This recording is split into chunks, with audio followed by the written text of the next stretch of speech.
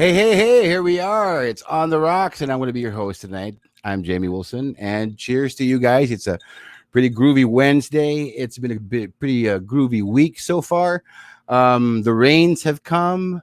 Some parts of Metro Manila are underwater, and just want to remind everybody, please stay extra safe out there because you don't want to be getting sick during a pandemic, right? A lot of kalokohan going on nationwide with our governmental structure, but you know what? That's what I love about doing this because tonight we're going to be focusing on the music, and we've got two incredible guests tonight. And it just also so happens to be when we were plotting out the episodes, I wanted a guest, two special guests, or one special guest. It became two, right? To come on tonight because it's my mom's birthday. Happy birthday, mom, up in heaven. And I decided, okay, let's just ask these two amazing people that I'm going to have on tonight. Not only are they amazing artists in their own right, they have carved out their own special place in our sonic landscape. They have developed their own brand, they have their own following, and it we'll be hearing from them later on how hard it was or how easy it was, depending on the situation and the stages of their musical journey. But I think it's a fantastic thing that two amazing people who are known to be solo artists, right? Actually, most recently collaborated on a single, and that didn't happen until after I booked them for the show. So I'm like, hey, this is perfect, right?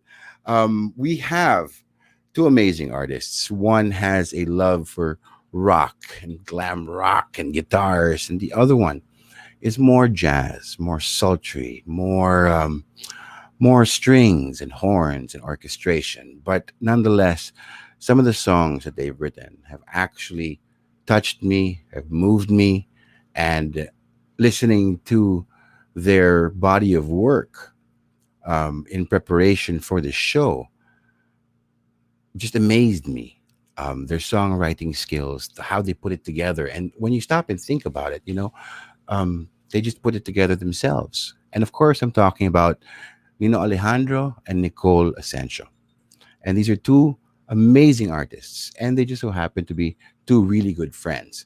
We have a lot in common, a love for music and also a love for theater. And I find I'm so thankful that they actually said yes tonight. Now, for our first guest that we're going to be bringing on, we're going to be bringing them on in stages because it's two guests. We want to talk to them. I want to talk to them and take my time with them, right? So she just released a new single called Silong, and she's about to drop another single out there that's actually some sort of like a short film music video called Pablo Shon. She was in the band General Luna. That's how she started. That's how we first heard of her. Well, I've heard of her. I've known her all my life, but that's when we first heard of her in the music business, and she eventually went solo and released an amazing album called Schizoprano. So, ladies and gentlemen, without further ado, let's bring on Nicole Asensio. Yay! Hey, Nicole, how are you doing? Hey, hey, How are you? hey. Hi, Hey, Jamie. hey, Hi, everyone. I'm good. how I'm are you? really happy to be here. Thank you. Thank you Cheers. for Thank you for taking having time me. out of your busy schedule. Cheers to you too. Here we are. We're going to be drinking It's all an night, honor, man. guys. Um, and you've been very, very busy. You've been recently called an it girl because I know, right? It's like, yeah, man, that's what it is. You're the I new did it girl. not know that me and It Girl could, reside in the same bubble. Well, you've I, come a I long way, baby. Oh man, it makes me giggle like a fool, but thank you. I guess I'm grateful. So, Nicole, how's the pandemic been treating you? How's the lockdown? You have been busy. You've been busy like crazy all throughout the pandemic. I've been seeing like releasing stuff. Well, honestly, I mean, at first I was trying to get my bearings, and I think everybody was. I mean, there's no instruction manual like how you're supposed to deal with something like this. We're all kind of taking it day by day, and so I was. But interestingly enough, the very first day of lockdown, my keyboardist Kim accidentally got locked down in my house. Oh He wow. had no way home. So we were trying to figure out a way to get him legally and safely home. And in our figuring out that way to get him home, we ended up jamming a song. And that was, I guess, the first spark of what we later on called quarantunes. We would Hmm. just do these online collabs, which are very popular now. Everybody's doing some sort of collab online for sanity's sake or whatnot. And I thought it was a great platform to be able to collaborate with anyone, literally anyone you can collaborate with online, because you can now make things accessible logistically. So I was thinking, oh my gosh, all the things I always wanted to do musically, but couldn't like exactly get everybody together in one place. Now we can do it, right? So we started throwing a string section in there, or like certain artists that I've always wanted to work with, but it just wasn't feasible. And yeah, that's what kept me sane and not pulling out my hair this quarantine. That's the fantastic part about during the lockdown when we realized that the world is our playground. I was collaborating with people in New York, not only all over Manila, but I spoke to some friends in New York. We exchanged guitar tracks. I put some lyrics on it, and you realize that we could have been doing this even before the pandemic. That's And then amazing. And I think it's really changed the landscape, right? it's amazing because you can reach out to people now, and we were all stuck at home. Now it's opening up a little bit more, but we were all stuck at home, so nobody else was doing anything else. So for our collective sanity, it's amazing that we were able to reach out and talk to people and collaborate with people and somehow keep the music going. And I think, Absolutely.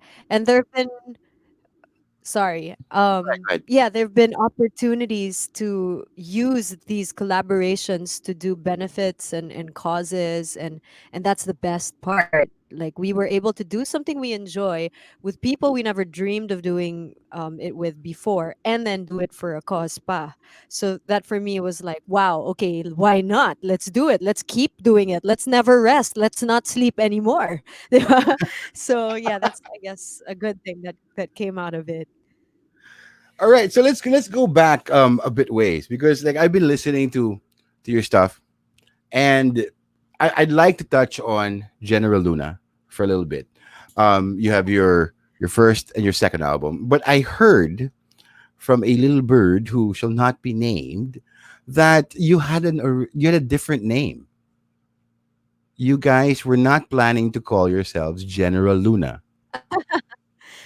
Well, I want to give a shout out to Audrey Janicio of Offshore. She's amazing. And little tidbit, before we had a different name, me and Audrey actually knew each other since we were 8 and 9 years old.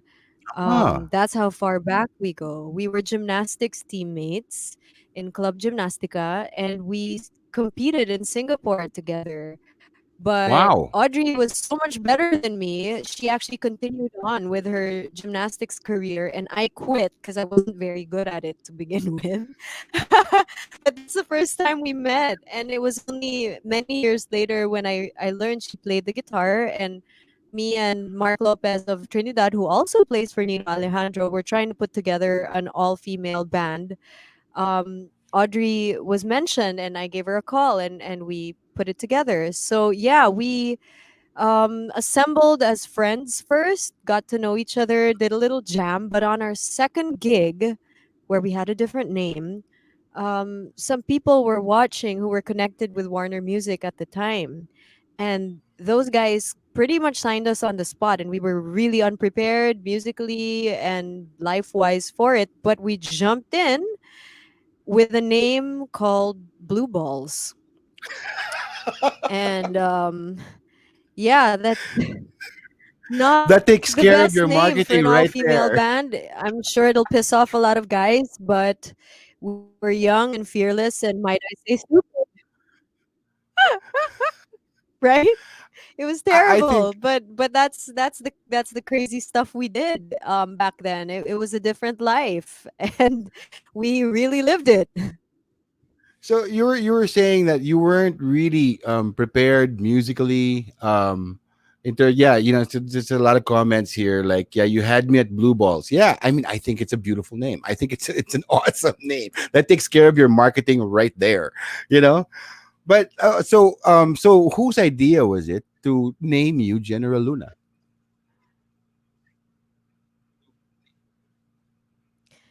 So when we were kind of assembled already, actually when we were signed already with Warner, they had a little meeting with their marketing, and they were pitching all sorts of names. And from all the names that were pitched, there was one called the Generals, and then there was Luna that was thrown in there, and we kind of just put them together without connecting it all, at all to General Antonio Luna. There was no connection, but then people drew that connection out later on, and we were like, oh, okay, yeah, it's not related, but here we are, nagawa na natin, we're named already, it's too late, diba? So thankfully they made a movie about it, so we had a kind of a second win there. How was it recording that first album? I mean, you were saying that you weren't musically prepared. You just did on your second gig, you get signed, and of course, as soon as a label signs you, of course, they want you guys in the studio. So how was it? And that first album you guys had was really heavy, as compared to different corners. Some amazing songs, like Red Heaven kicks you in the balls. Coming back to balls, Red Heaven kicks you right in the balls as soon as the album opens. How was it recording that album? Considering you guys were just doing this for fun and then you get signed. Well, we were all coming from different genres and different musical backgrounds. So there was a little bit of a cha-cha getting into the studio because everybody was, coming in with a different flavor. And that's also what made it interesting. And it's also what taught us how to work with each other. Because we were also still getting to know each other. But that was the nice part, because it was kind of a baptism of fire, but it was the only baptism I could ever ask for at that time. We were just really lucky to be where we were at that time, because that doesn't happen to everyone. And I realized that now, being an indie artist, that we were quite spoiled back then, and we had a lot of people on our side. So since we were younger, we may not have been, realized, we may not have realized the whole extent of that. But getting to work with some really great producers back then, like Ebe and Monty and Angie Razul, who did our mixing, and that was really a gift. And so we kind of made the most of it. But I must say, there were a lot of songs that we wrote that didn't make the album, which Ooh. were written by us. And that was kind of like, okay, what do we do with these songs, right? Because there were heavier songs pa. If I remember correctly, our audition piece for Warner Music was War Pigs. So I mean, it was like really That's heavy awesome. compared to the stuff I'm doing now. We played it terribly, by the way. I'm so sorry. I love my bandmates, but I'm sure Audrey will agree with me. It wasn't a good audition, but it was fun. That was the best part, was masaya siya, and I really think that's what kept General Luna alive for the years that it was alive. That we had so much fun. We did unreal stuff on tour that could really be, one for the books. Talagang crazy stuff. And for a bunch of girls to do that, it was just unheard of at the time. And I'm really grateful that we got to do it. Did it Was it good for us? I don't know, but I'm glad we did it. You got it out of your system. Yeah, we scratched that itch. Okay, so you're talking about the crazy stuff you did on tour. What's the craziest things? I gotta ask this. I mean, you brought it up. What's the craziest thing you girls did? Oh man, am I allowed to say this? This is gonna be on the internet forever. I don't know. Anything goes. It's up to you. You don't have to name names. Oh man. Oh, how Did much you trouble am trash I gonna get hotel into? rooms? Did you? Um, there were semi trashing incidents. Not By me, not by Audrey either. So there's three members left, right? No, but yeah, I guess there were a lot of hotel parties, and at the time, kasi not a lot of girls were on tour. Hmm? It was all men, right? The roadies, the bands were all male, so they didn't know what to do with us. And when they would invite us for a drink, we drank pala. And then we would drink with the guys, and we would drink as much as the guys. And it was fun, but we'd always retire to our own rooms. We'd always like have our own space. But then there was this one night that one of the bandmates was like, "Party in room 502." And she's telling the whole hotel, "Party in room 502." And I'm like, "Shoot, that's my room." Right? And I get there, and all the Pinoy rock stars off the top of your head, I will not name names, were there inside the room. And some of them were like picking apart our laundry in the banyo, going, "Wow, ngayon pa lang ako nakakita ng bra sa hotel room." Ah. Ganyan. I'm like, "Really? Ngayon lang?" So there's crazy stuff like that. Um there was some other crazy stuff. Bea, my drummer, and I are really close up to now, and we survived some crazy stuff together. We survived a car crash from an 18 Whoa. wheeler truck, and just a lot of reckless, young, embarrassing, totally brutally honest stuff. And I think it made us wiser. I hope it did. Yeah, it's a lot of don'ts. Yeah, a lot of don'ts by example. Yeah, but that's great to get it out. I mean, the best time to do stupid things is when you're young. Yeah. And you were on tour and you had full label support and you had all the Pinoy rock stars in your room. So why not do something stupid, right? I mean, that's it seemed perfect right there. Kind of like innocent stupid. Like imagine jumping on beds with muddy feet, and like popping beer bottles open and just making a mess. It was kiddie fun. It wasn't really detrimental to anybody naman, but yeah. So Stupid fun. you never threw a television out the window. No, no. I honestly can't lift one. So if anyone did, it would be It the wasn't stronger you. variety of human, not me. We did. Some of the girls, I think, dumped a whole bag of, was it talcum powder or flour on Audrey? I can't remember. I was the one taking the video, so I don't remember exactly how it happened. Oh, There there's was some crazy video stuff like evidence. There's video evidence. there was. I don't have that phone anymore, but there used to be. We There's should some dig crazy that stuff, up. yeah. That should be interesting. So the difference, I mean, sonically, okay, from your first album, and then you had to tour this album, and you were doing all these crazy things. Your first album was really, really heavy. I noticed a marked difference in different corners. Just from the first song alone, it felt like you guys were exploring a different sound. And was that deliberate on your part? Did you not want to do all the heavy stuff, or was it a natural progression of the collective songs that you had? So I think because my contribution with the songwriting is lyrics, melody, and Mm, I think the songs would vary based on who I was teamed up with for the music.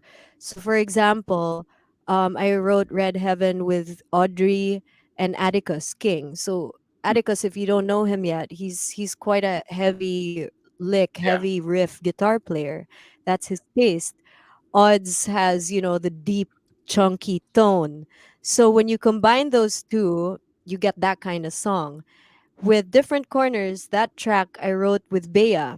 And that's why it's Mm. very, I guess, drum centric. There's a lot of beat, a lot of rhythm, a lot of almost tribal-y stuff because that was written with Bea. There's another one called Arms, which I also wrote with Audrey, where you can see that she's coming from the blues stuff she listens to, which I also Mm. listen to.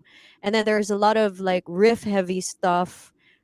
It's kind of obscure, but there's a song there called Sister, which is a lot of guitar riffs, which you'll hear Karen from Karen because that's the kind of shred stuff she does. So I guess it depends who I was teamed up with for the song. That's why the songs kind of differ from one to the other. And the album name was perfect because it was exploring different corners. I mean, sonically, in terms of the way the songs felt going from one song to another. It really felt like you were stretching your muscles in that sense and seeing if you guys could, let's write a song like this, let's write a song like that. While as in comparison, General Luna, the first album, was just, going back to balls to the wall, like, rawr, you know what I mean? It was like a major attack. And I think that's great because I mean you saw the whole, at least for the two albums, a spectrum within your songwriting capabilities. And yeah, how amazing is that to showcase? We've got a great question here. Since you're partying with the Oh, Pinoy rock stars, did you feel like you had to prove yourselves as women in a male dominated rock landscape? And how did you do that? Of course, the women will always win. But was hi, there Gold. was there a weirdness that you guys were an all girl band? Like you said earlier, they didn't know what to do with you. Are there advantages to this? Were there Okay. disadvantages? I think I mean on tour, just simply put, we never had a portalet. And for the male bands, that's fine. They can go anywhere. But for us, it was a little bit of a problem because there were six of us, including our road manager, who were women, and we would have to walk to the nearest police station and ask if we could use their toilet, and that's a ways away if you're in the middle of nowhere, right? So yeah, we hardly had portalets, so that was a challenge. I know it's a very simple challenge, but on the second layer of things, on the more women empowering layer of things, um we would see those billboards for liquor and beer or whatnot, and it's always the men drinking, and then the women are behind in bikinis, and they're kind of cheering on the men drinking, and that's great. I mean, if you want to dance in a bikini, that's absolutely lovely. I will watch you. I cannot do what you do because I don't know how to dance, but I wanted to be the person drinking the beer. And parang that was not heard of at the time, at least not in the mainstream. I'm sure in our circle that was totally fine, but like in the mainstream, people didn't really know what to do with us, because when they would see us, they would be like, asa na po yung costume nyo? And we're like, what costume? Diba? And they're like referring to the bikinis we should be wearing as we go to the stage. And again, no offense, if that's your thing, that's absolutely great. Respect, man. But that's not what we were doing. So we needed to change that image. It was sort of a secret mission that we had to be like, no, that's not the only portrait of women in the rock scene. We also can just wear ripped jeans and t-shirts and be just fine and play Led Zeppelin. That's okay. And I respect that came before them, and Prettier Than Pink came before us, Lolita Carbon, Mhm. Sampaguita, all those ladies did that. Yeah. But in our generation, there was a little bit of a vacancy. So I guess it was important to us that we got the message out while still being respected, because there were times na binastos that din kami, because you can't blame them also, because they don't understand what they're encountering. They don't Mhm. know how to react to it, so it was a little bit of a challenge, but I guess it was really important to us to keep going until that challenge was felt, and people kind of got what it was about. The advantage of it, well, it was just nice to be taken care of. Like, on tour, the guys would be gentlemen, carry our guitar, mga ganon, or whatever. And that's always nice. I respect gentlemen. I love gentlemen. I think it's a good thing to practice. So it's nice to be treated like a lady.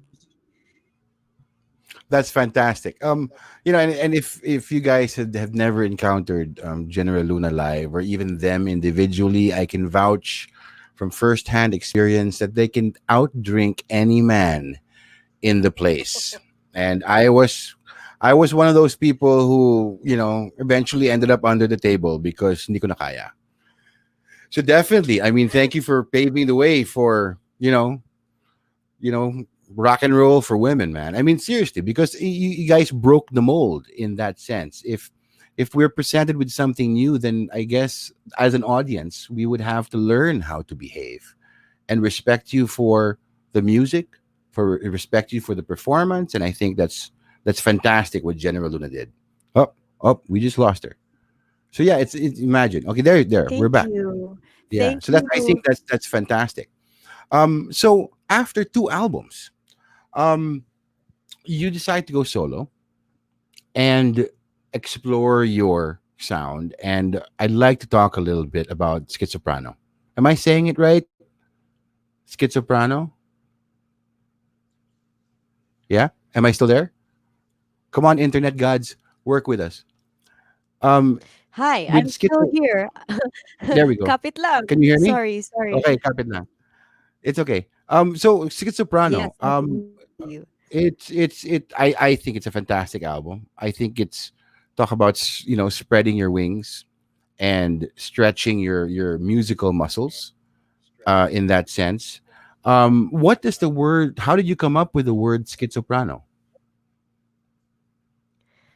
Well, so I grew up with a classical soprano grandma, and she had a lot of students who were sopranos. And she's such a purist in a sense that it was kind of bawal for us to sing other genres because we would ruin our voice that way. That was then. No? Now she's kind of open to collaborations and mixing it up. So I was always advised not to veer from classical, but in the racket scene, people would accept jobs that would make us sing all sorts of stuff. I'm sure you know this. You're a fantastic theater personality, and you've gotten to play every role there is. And sometimes we do what we need to do. So for the ones that veered away from the purists, they would call us schizos. And so if you blend schizo and Mm. soprano, you get a schizoprano. It is not my last name. People have thought it was. It's a thing that the Sopranos invented as a joke. So there. That's fantastic. I've been wondering about that like forever. But that's a fantastic background for that. And it actually encapsulates your journey. I mean, this album, Nick, I mean, I heard some of the singles before, especially, when I remember that shout out you did on Facebook for Leader for a Day, which you turned into lyrics. That I think, but the entire album is, spreading your wings, flexing your musical muscles, and I guess it helped you achieve a level that you could not get to with just rock and roll. There are some huge epic songs on this album that I don't think would have fit in the rock genre, and several songs, two in particular that just made me burst out in tears as I was listening to it for the past few days. Um, Oh, and wow. like walang anuman is amazing sonically because you start out so simple, and you in the beginning of the song you have no inkling how big it's gonna get, and as soon as the arrangement starts taking off, just tears just filled up my eyes, and really I could feel, here we are trapped in the pandemic in our small little spaces, and I felt like I was literally on top of the world while listening to that song. How did that song, that epic song, come about Now with you're Walang gonna make Anuman? me cry. The way you narrate, it's a movie. It's a mouth moving movie. Um. Okay, so walang anuman came about. I was in Italy, and I was in some really small town named Civitavecchia, which I don't know. Do you know where it is? Not a lot of people know where it I have is, no but it's idea. near Rome. I didn't know where it was either. And I was in a hotel with a lot of retirees who were like 80 years old plus plus. And I was one of the only people my age there. And I saw in the corner of the room, there was someone who looked my age also in the corner of a room. Some guy, right? And he came up to me and he talked to me in his best English. because he spoke Italian really, and he said his name is Donato. And so we talked a little bit, and he said that he was a musical scorer. What do you call Mm. him? A musical arranger who makes film scores. And we exchanged emails, and he emailed me. I was still in General Luna then, so I didn't quite get to his email until a year later. A year later, imagine a whole year I didn't like pansin his email. I'm terrible. I'm a bad person, right? I'm really lucky he's a nice person. So a year later, I remembered my beautiful Italy experience, and I opened his email, and pala he sent a riff, a piano riff, and he said, "My gift to you: write something in your language." And I was like, "My Wow. goodness, how stupid could I be ignoring this stuff, right?" So I wrote something really simple. I asked for a little help with my Tagalog because honestly, it's not my first language. So a friend of mine named Norris kind of edited the lyrics, and it became a song. I let my label then, which was MCA Music, listen to it. They're like, "Yeah, you should put it out." And then I contacted JC Magsalin, who's an arranger as well, who does film scores as well, and Mm. studied in Berkeley for that. And I said, "You know what? I want something James Bondy, but classic James Bondy, orchestral. Let's just be really different." And then he was like, "Okay, cool." And then he sent me something. I'm like, "Okay, I like this, I like this, I like that. This is what I have in mind." I'm talking to some people who want to do like a short film music video. I made it cuento to him. There's like a murder scene, so we got to do this. And then he put it all together so beautifully, and it was arranged actually for a 60 piece, which I obviously could not afford. So we did our best, combining live and sequenced elements with with whatever samples we could find. And I took a picture of the score. And 2 years after that initial email, I emailed Donato back and I said, "Sorry it took me so long. This is my gift back to you. Here's the score." Oh. So yeah, I'm grateful for that experience because we never saw each other again. It was just one of those chance encounters where you meet someone, you do something, and then you charge it to experience and leave it behind and just call it a beautiful memory. And then that's what that experience is to me. But this beautiful experience gave us this amazing song. I never realized the James Bond diva cinematic treatment. But then now that you're telling me this, when I am hearing it back in my head, that's exactly what it is. It was so epic. And Oh, thank you. what a beautiful story. I mean, like, a year later you get back to him, 2 years later you give the gift back, and that's the beauty of music, I guess. It now you have something, not just a memory of your trip, or your encounter in that small town in Italy, but you have a piece of music that is just completely epic to show for it. And that's fantastic. I think that's great. That means Um so much coming from you. That means a lot coming from you. it's on Thank my you. permanent playlist. Every time I feel small or downtrodden or these walls are closing in, I listen to that song and I'm like, yeah, baby, the mountains and the heavens open up. I almost didn't sing it nga because Hmm. it's not in my vocal range. It's a little high for me. I envisioned somebody else. I was hoping like a Lani Misalucha or somebody would sing it. You But can't tell that it's a little high for you. You cannot, because you just keep on going and going and going, and it sounded effortless. Seriously. thank you. Thank you. And then another song that I really love, although I do love "Leader for a Day," I love the organic mix. I think that was such a clever song, and it's so relevant to today. But I think it really, that's what we need. That's what we would do if "Leader for a Day." That's a fantastic song. And I really appreciate that you put two mixes on, um, "Leader for a Day." But how did you string together all those comments?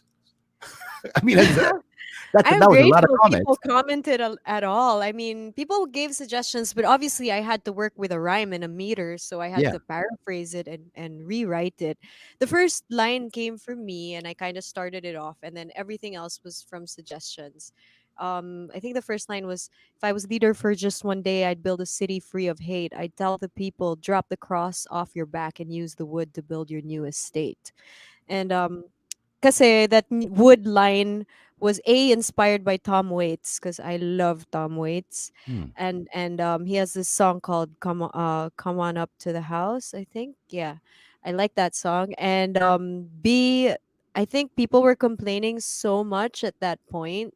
So that was kind of like my way of telling people to use your complaints and do something good.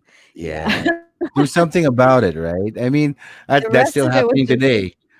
That's still yeah. happening today. A lot of people. I mean, I bet you can write a whole new part two with all the complaints going on today. Honestly, I thought about it. I thought about doing a 2020 version. I might still do it. So maybe I'll do another Facebook shout out. Who knows? There you go. That's gonna be like a 12-minute song. Yeah. Especially 2020. My God. That's gonna Oh be a 12, man. 15-minute song right there. Oh And yeah. so that's a beautiful song. I think it's nice, Thank it's you. perky, it's positive, it's hopeful. But I think if the most personal for me, the most personal in your Schizoprano album was Song on a Broken String. And Oh, that is another one that, I mean, just from the title alone. Never mind, when I read the title already, you're like, wow, you're hooked. And I hadn't even, listened to it yet. But when I've listened to it over and over, it feels like a manifesto. It's we're getting to know who you are, and the sentiments are beautiful. The arrangements, the musicality. How did that song come about? okay. So I did not write this song. This Ah, song I got really lucky with because it ended up on my lap. They were doing Phil Pop 2014 and they were looking for interpreters. And this song was being shopped around to different labels. And I guess the first couple interpreters it was given to, maybe it wasn't a good fit or whatnot, but it ended up in my email address. And I'm really lucky it did because I just heard the first few lyrics and I was like, this is me. This is me. I like this song. I'm going right, to do this song. I love it. Let's do it. And it was written by Jude Gitamondok and Therese Villarante, who are proud Cebu musicians and they are amazing. And the first time I met them was actually in the studio na. So we didn't have a working relationship before. So of course I was nervous because I was very newly a solo artist. I didn't really know how things worked yet and it was my first time to interpret somebody else's song. I'm just really happy the song was written the way it was written because I could relate to it. And I sounded very different from the demo singer. The demo singer had a very gentle and light and pretty voice, and so I was really nervous because it sounded really good. The demo they sent sounded wonderful, and I was like, "Oh no, it's gonna be all like different when it's me." But I'm kind of glad that I got a shot at it because that's exactly what the song says. I'm not trying to be anybody's favorite song. I'm not trying to fit in. I'm not trying to belong. So I'm like, yes, this is for us outcasts. This is for us. So I appreciate that, and I'm glad that Jude and Therese wrote that song and that it went to me. well, I think that's another case of the universe conspiring to make things happen, because I can't imagine not only anybody else singing it, but it felt so personal. And that's where you see, you know the perfect marriage, I think, between a song and a singer, where you may not have written it, but you made it yours. And I think that's so important, because you have to sing it like you feel it.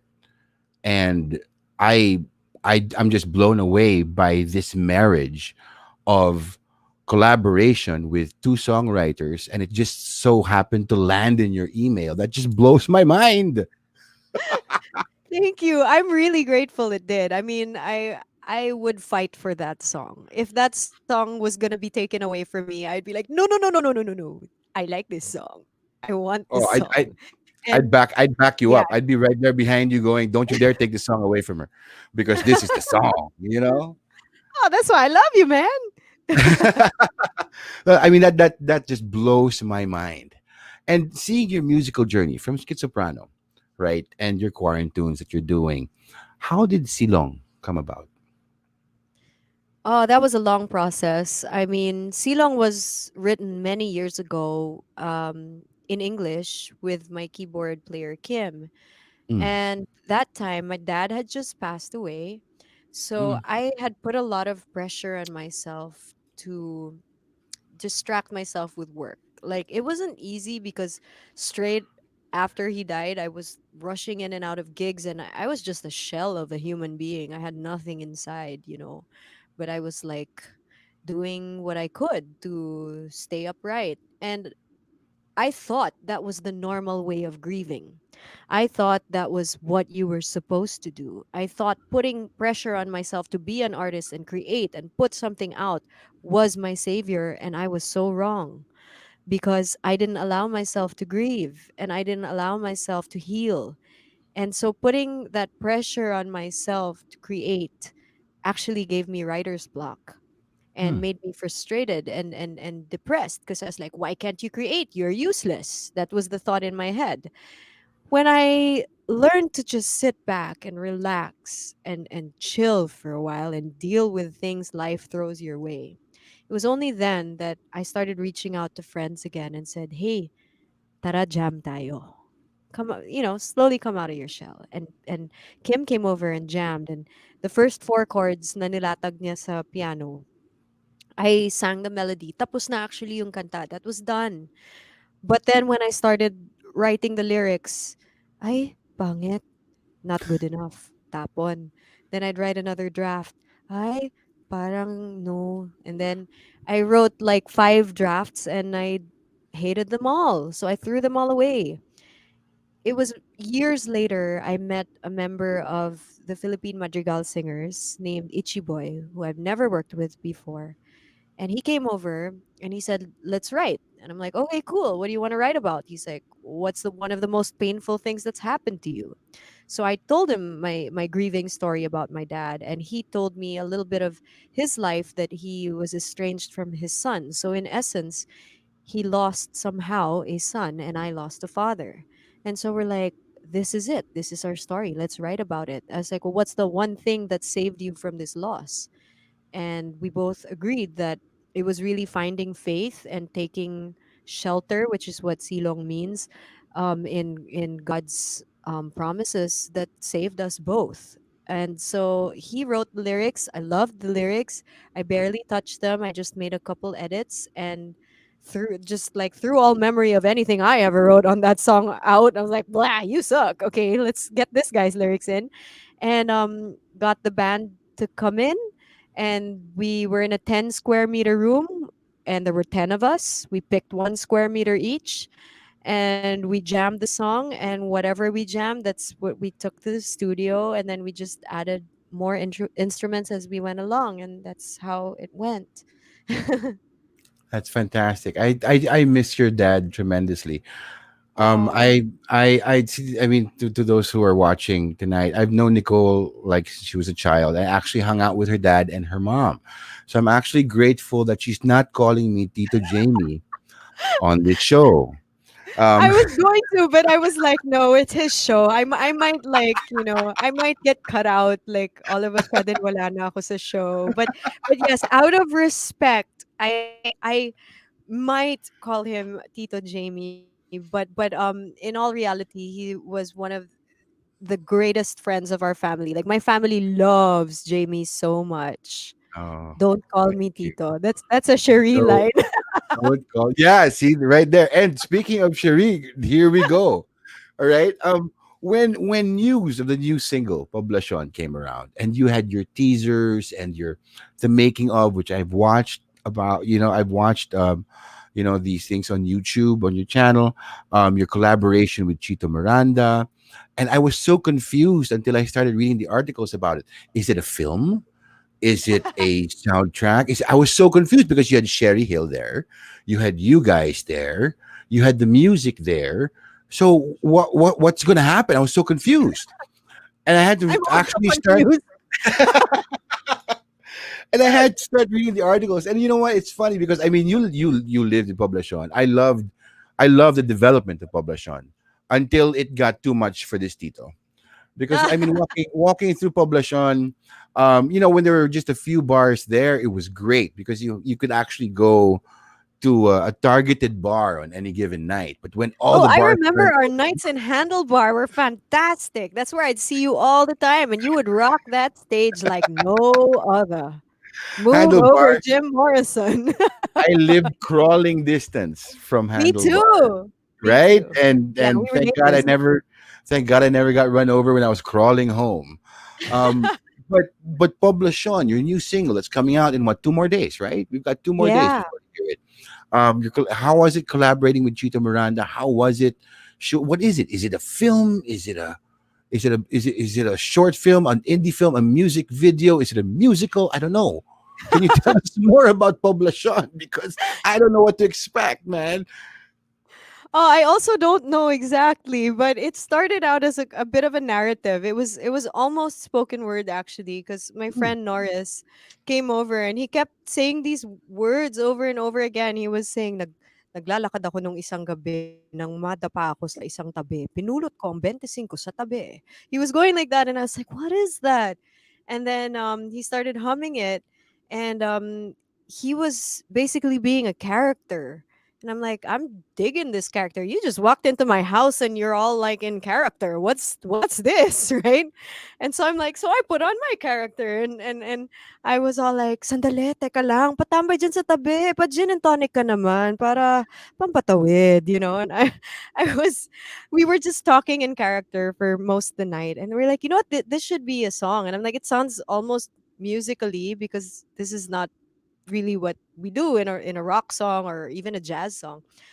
So we wrote out the parts, got totally blasted, lost the lyrics, don't remember where they are until today, and forgot about it. And then a month or two later, a friend of mine, Miru, who's part of Element Songwriting Camp, he was my classmate.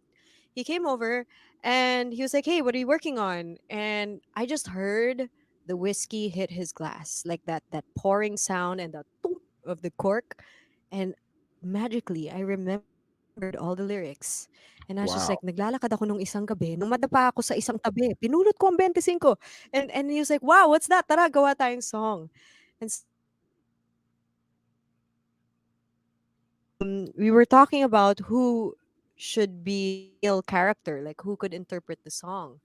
And the song's kind of funny in a way that it describes a night out in Poblacion between a couple that's totally wasted, that they can't find each other anymore. They don't know if the girl next to them is their girlfriend or who is it ba. Oh my gosh, who did I kiss? I thought it was you. It's not you pala. What bar am I in? So it's that kind of experience. And we were thinking of a guy who could laugh at himself, someone who could poke fun at himself and play a character. And Ira walked in and he had a guitar in his back. He just come from a gig and he goes, Chito Miranda. And I'm like, seriously? No, the guy's too big. Like I don't know. I don't know if he'll do this. And a few glasses later, I texted him, not expecting a reply, but my phone rang, and when it rang, it was Chito, and he goes, "Sige, sendan mo ako ng demo." Um, and so I sent him a demo, and he liked it. Thank God he liked it. And next thing we knew, we got into the studio, and that was the time I was also working with AMP Big Band quite a bit for gigs. So I really wanted to work with them on a track. Like I wanted a big band sound, something like Tom and Jerry chasing each other, parang ganon. Totally not pop and off mainstream, but hey, I didn't care at that time. So yeah, we got these amazing musicians in the studio and Chito. And then Cherie came about because I saw her in a family function, and I was thinking about how I feel when I go to Poblacion and I can no longer relate to the hardcore parties. And I'm sitting there in one corner and I'm like, dang, this place used to be so quiet. I've lived in Poblacion since 2007 or 2006, I think, and it's so different now. And so Cherie's character was kind of a manifestation of how out of place I sometimes feel when I go out and can't relate. And she played Tita beautifully, and it was also the time that "Don't Call Me Tita" scandal was out. Not a scandal, like she was, the "Don't Call Me Tita" line was out. So I decided to play with that, and that's how she came in. And because she was there, the director Gorio Vicuña was like, "Oh, we gotta make this more than a music video. We gotta add some more elements to it. Sayang naman, Cherie Hill's here, diba?" And I'm like, okay. So it just got bigger and bigger, and I don't know what it is now. Well, we're gonna find out in 2 days, and I can't wait because it sounds like our experiences in Poblacion, and everybody has gone through this, from hanging out there and being in the scene to all of a sudden, wait, it's too noisy. And as soon as you start saying that, it's like, oh no, I'm becoming a Tito. Because it's all of a sudden it's become too noisy. What the hell, right? But yeah, endless drunken nights. And I can't wait to see Poblacion. That's dropping in 2 days. And then you just most recently released a single. We're gonna bring in your collaborator right now. Our next All guest. right. He is a wonderful man, wonderful family guy, big Star Wars fan, as you're gonna see when we bring him on. This guy is known in the music industry not only as a fantastic singer, a great songwriter, but he's also a producer. He has his own record label called Rebel Records. He is a fantastic actor as well. We're going to be talking about our theatrical experiences later on, but before I make expound on his many achievements too much, and he gets too shy to come on, let's bring in, ladies and gentlemen, Nino Alejandro. Hey, Hi Nino, guys. how you Hello, hello. doing? How you doing, man? I'm doing okay. How are you? Everything okay? Yeah, we're good, Good. man. We're good. We were just chatting about all the crazy experiences, man, Oh my that gosh. we've had. How is the pandemic treating you, Nino? Well, first and foremost, hello to Nicole. She's there, right? What do you call Yeah, it? Nicole's there. Nicole's Okay. there. All She's right. above. Just making sure. Yeah. Pandemic. Well, it is what it is. We have to be creative, I guess. Both for creatives' sake as well as for sanity and at the same time economically. You know, uh, we're all doing what we can. Being thinking of things. No, wait, pwede natin ibenta yan, or pwede, pwede natin ano to. So it's like yeah, I mean it's good in the sense that this is the first time. It's funny, I was talking with my wife and my daughter about this. My daughter Bella, she should be going to sleep soon, but if she's watching, I don't know. What is this? This is the first time that they call me Papa. So this is the first time that Papa has been home for this long of a stretch, because it's either we're doing a show, Hmm. where when you do a musical, that's at least a quarter of the year, Yeah, where mentally, okay, you may be there at home, but you're really someplace else, diba? Or you're really like ships in the night, because I'm up early and then home late, and gigs, or I'm in another country on tour or on a contract performing someplace else. So my daughter, I love it in the sense that we're here every day and we're like, okay, morning, what are we gonna do today? So which is cool. You know, that my daughter is my motivation and my it's what drives me. When I realize that it's like me and her mom that are basically in charge of this person's life. It's still trips me it's a out. it's a She's big not. it's a big responsibility, but Yeah, yeah. getting to know her, she's gonna turn out to be amazing. A Oh, handful, thank but you. A amazing. handful. Yeah. And it's just funny because you think that, okay, this is parenting, I'm awake, changing her diaper when she's a baby or whatever, di ba? Na parang, oh, she needs this. Okay. But, you realize it's like, how she eats a particular food, you know, she got that from me. She saw me do that. Or I did it. Na, hey, put ketchup or something like that. And that's now how she eats this food for the rest of her life. So and you're just like, wow, that's what it is, because you're creating her foundation and her values and stuff, and that's a trip. And you hey, know man, so, she's loving all the same things you do. She loves rock and roll. She loves Star oh Wars. You yeah, know, that she does.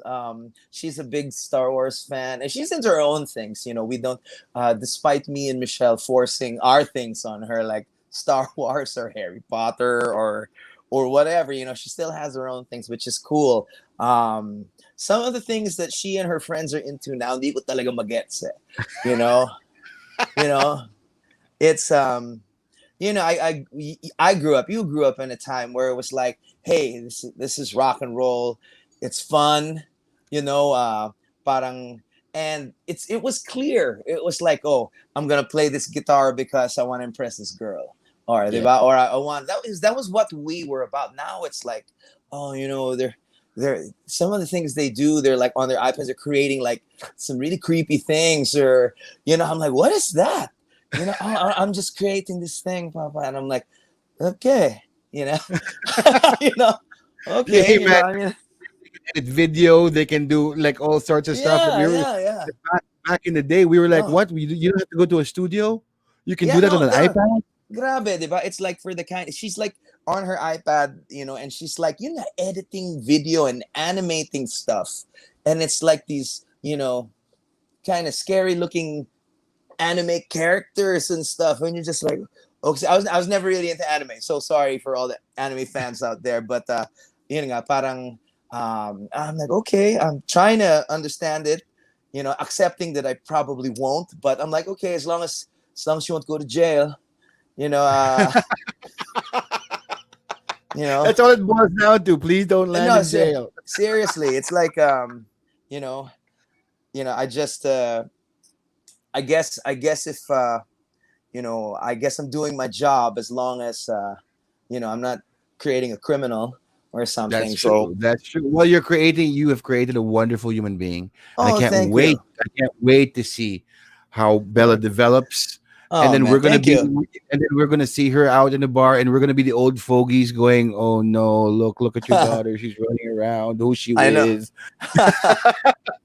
But My this has also gosh. been a very creative time for you. You've been home, and Mm-hmm. yeah, I mean, knowing you, the all these years, you've always been one busy guy. It's if you're not doing a tour, you're doing a show.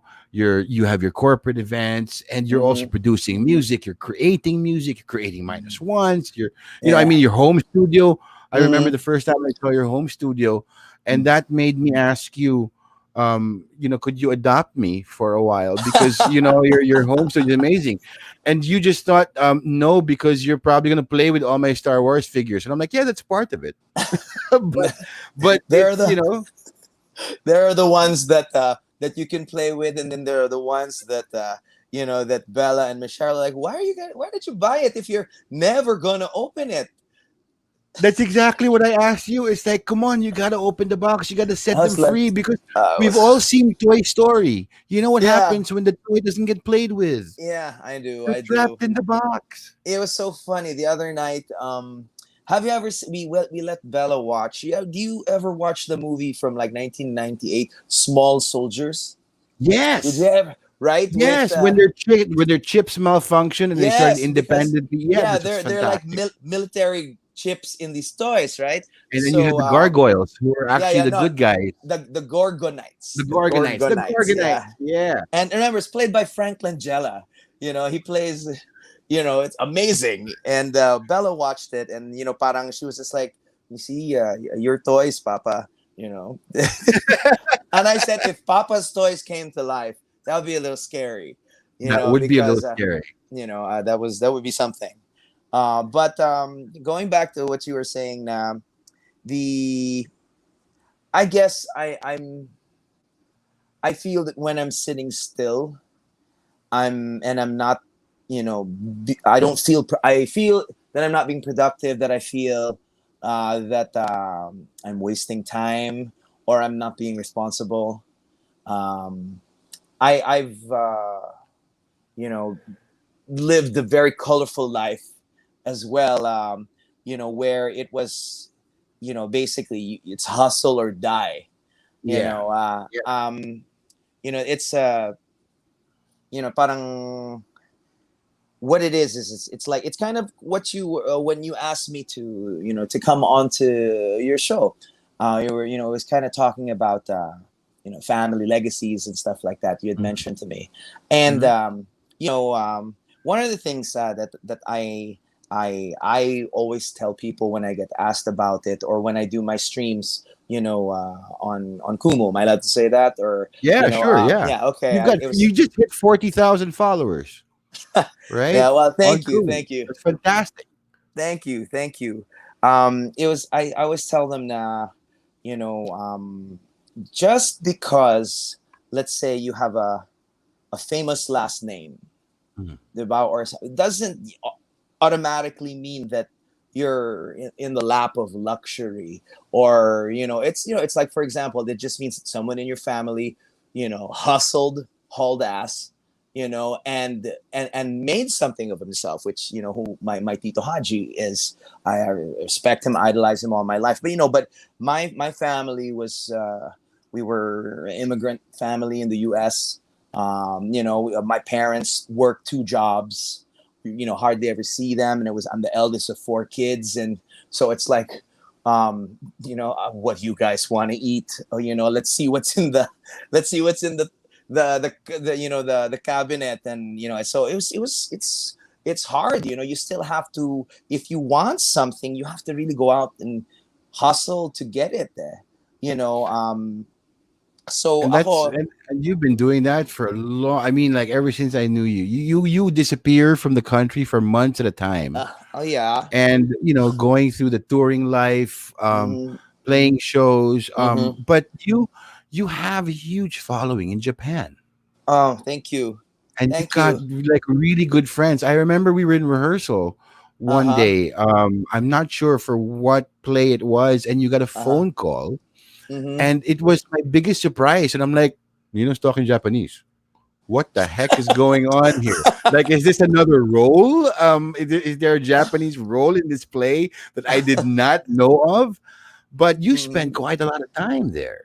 Yeah, there And the was. music scene's amazing there as well. Oh, it's crazy. It's crazy. It's unlike anything I'd ever seen here in Manila. And even, when you're a fan of, let's say, Western music in the States or Europe or something like that, Japan and now Korea, it's the same type of thing. Yeah, yeah. They really have their own world. It's their own universe over there. And I'm fortunate that I got to spend a lot of time. There was a time earlier in life, earlier in my career, I actually was going back and forth to Japan for about 4 years. Hmm. Yeah, from about 2000 to about 2004.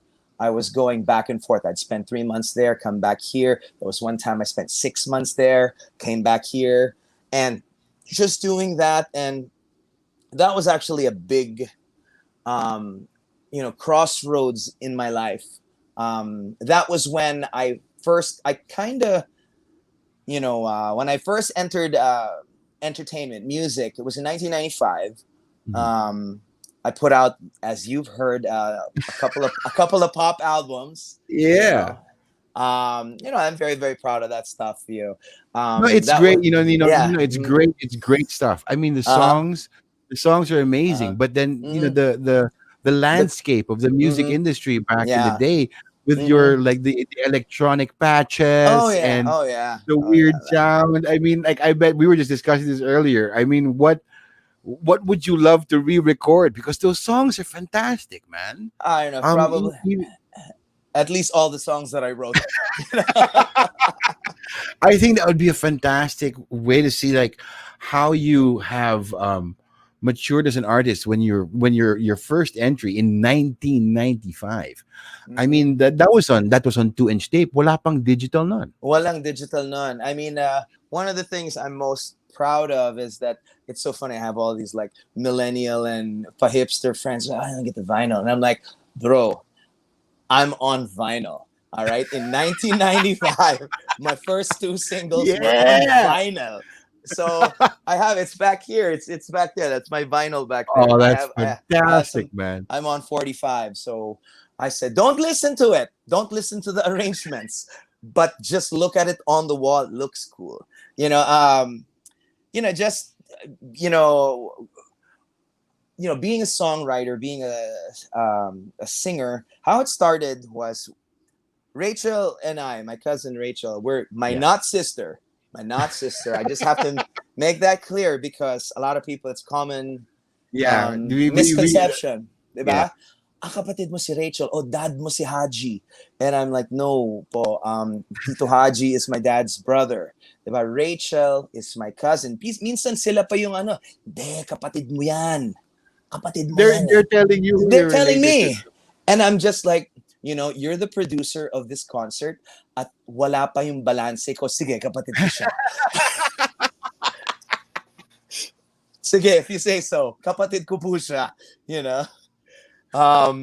And then, But as a songwriter, when you're going through this journey, right, and the musical landscape has changed, because I mean, mhm, I'm gonna be talking about some of your songs from Nocturnal, which is like my mhm. favorite one, and Oh, your wow. latest single. But I think when you're a songwriter and you're entering into this landscape, what kind of pressure were you under with your Uh, first album? I mean, never mind the fact that okay. pare, your singles are on 45 vinyl, pare. But what kind of pressure was it?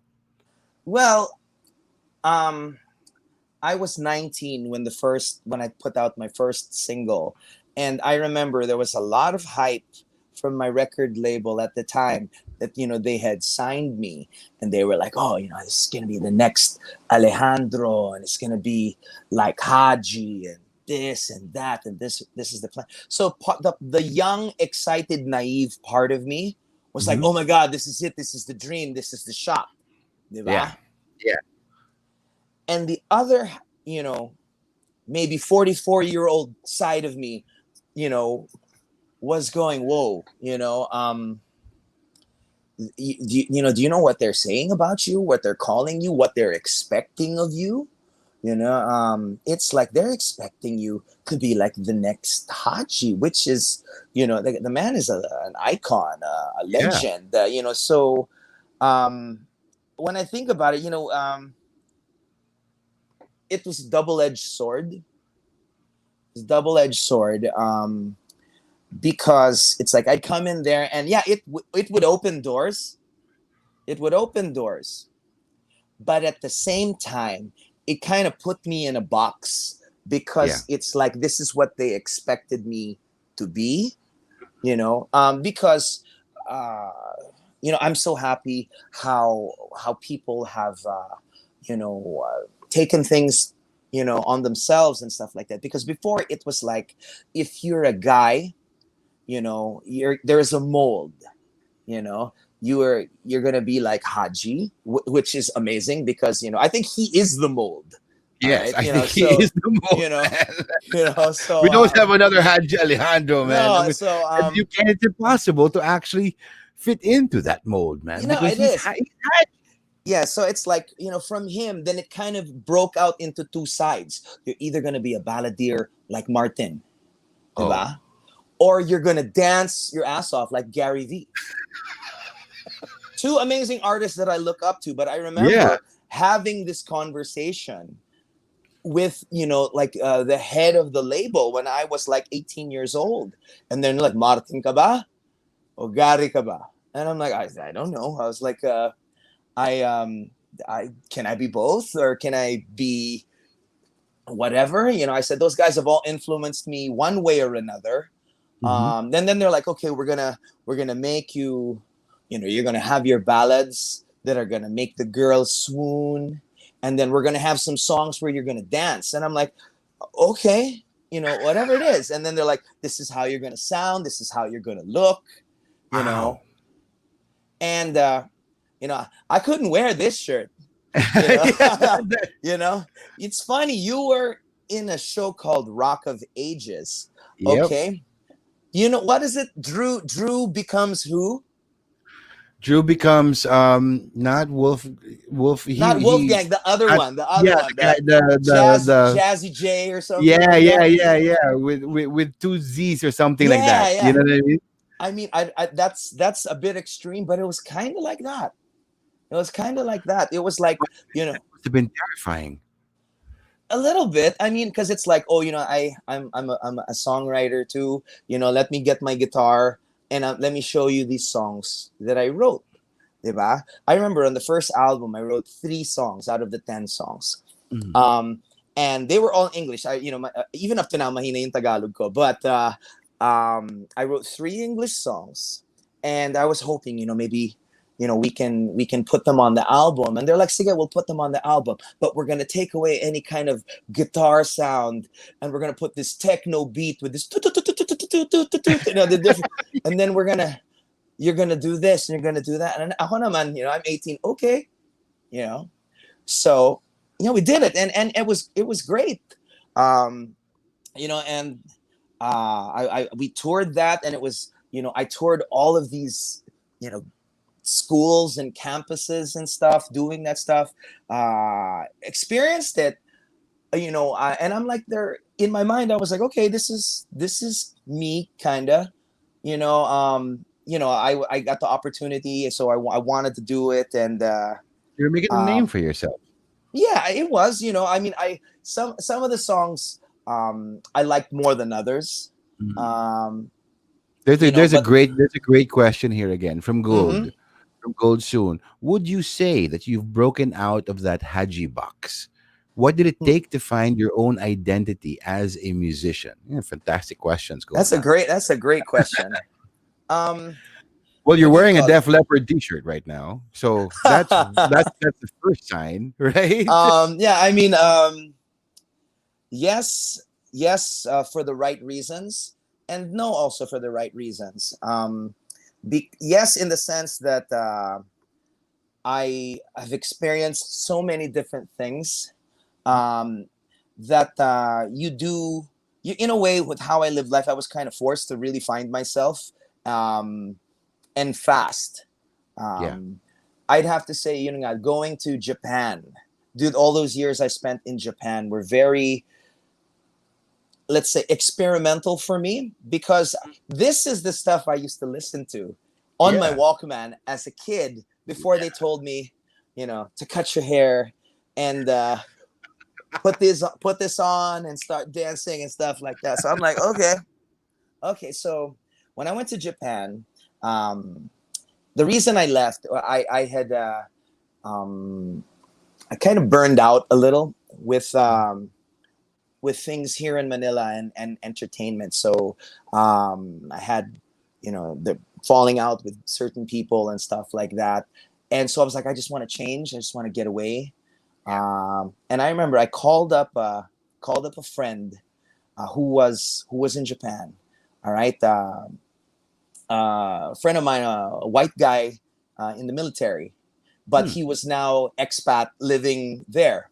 And he was always like, hey, if you're ever in Japan, call me up, So I called him from Manila. I was like, hey, man, I want to go there. I just want to get away. Yeah, sure.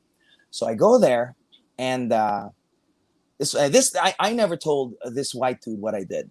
Okay, in Manila, I was just like, oh yeah, I played basketball with him. Then, Okay. so I get there, and he actually is part owner of like a bar there in Yokohama. Okay. So I'm like, okay. And what happened was, I was like, I'll tend bar. I said, I don't really want to sing. I don't really want to know. I just want to go here, change the scenery. Always heard great things about Japan. So I was there. Then all of a sudden on weekends, they had a band. And the drummer was Pinoy. Okay, the drummer was Pinoy. a Japanese guy, American dude, and another guy. I don't remember him, but they were there on the weekends. And the drummer was Pinoy, and he was like, "Di ba ikaw si ano?" And I'm like, "Yeah, whatever." And he said, "But why are you here tending bar?" And I'm like, "Wala lang, I'm just here. I'm just working like you guys." Then I remember one weekend, it's like, "Oh, we'd like to call up our bartender to jam on stage."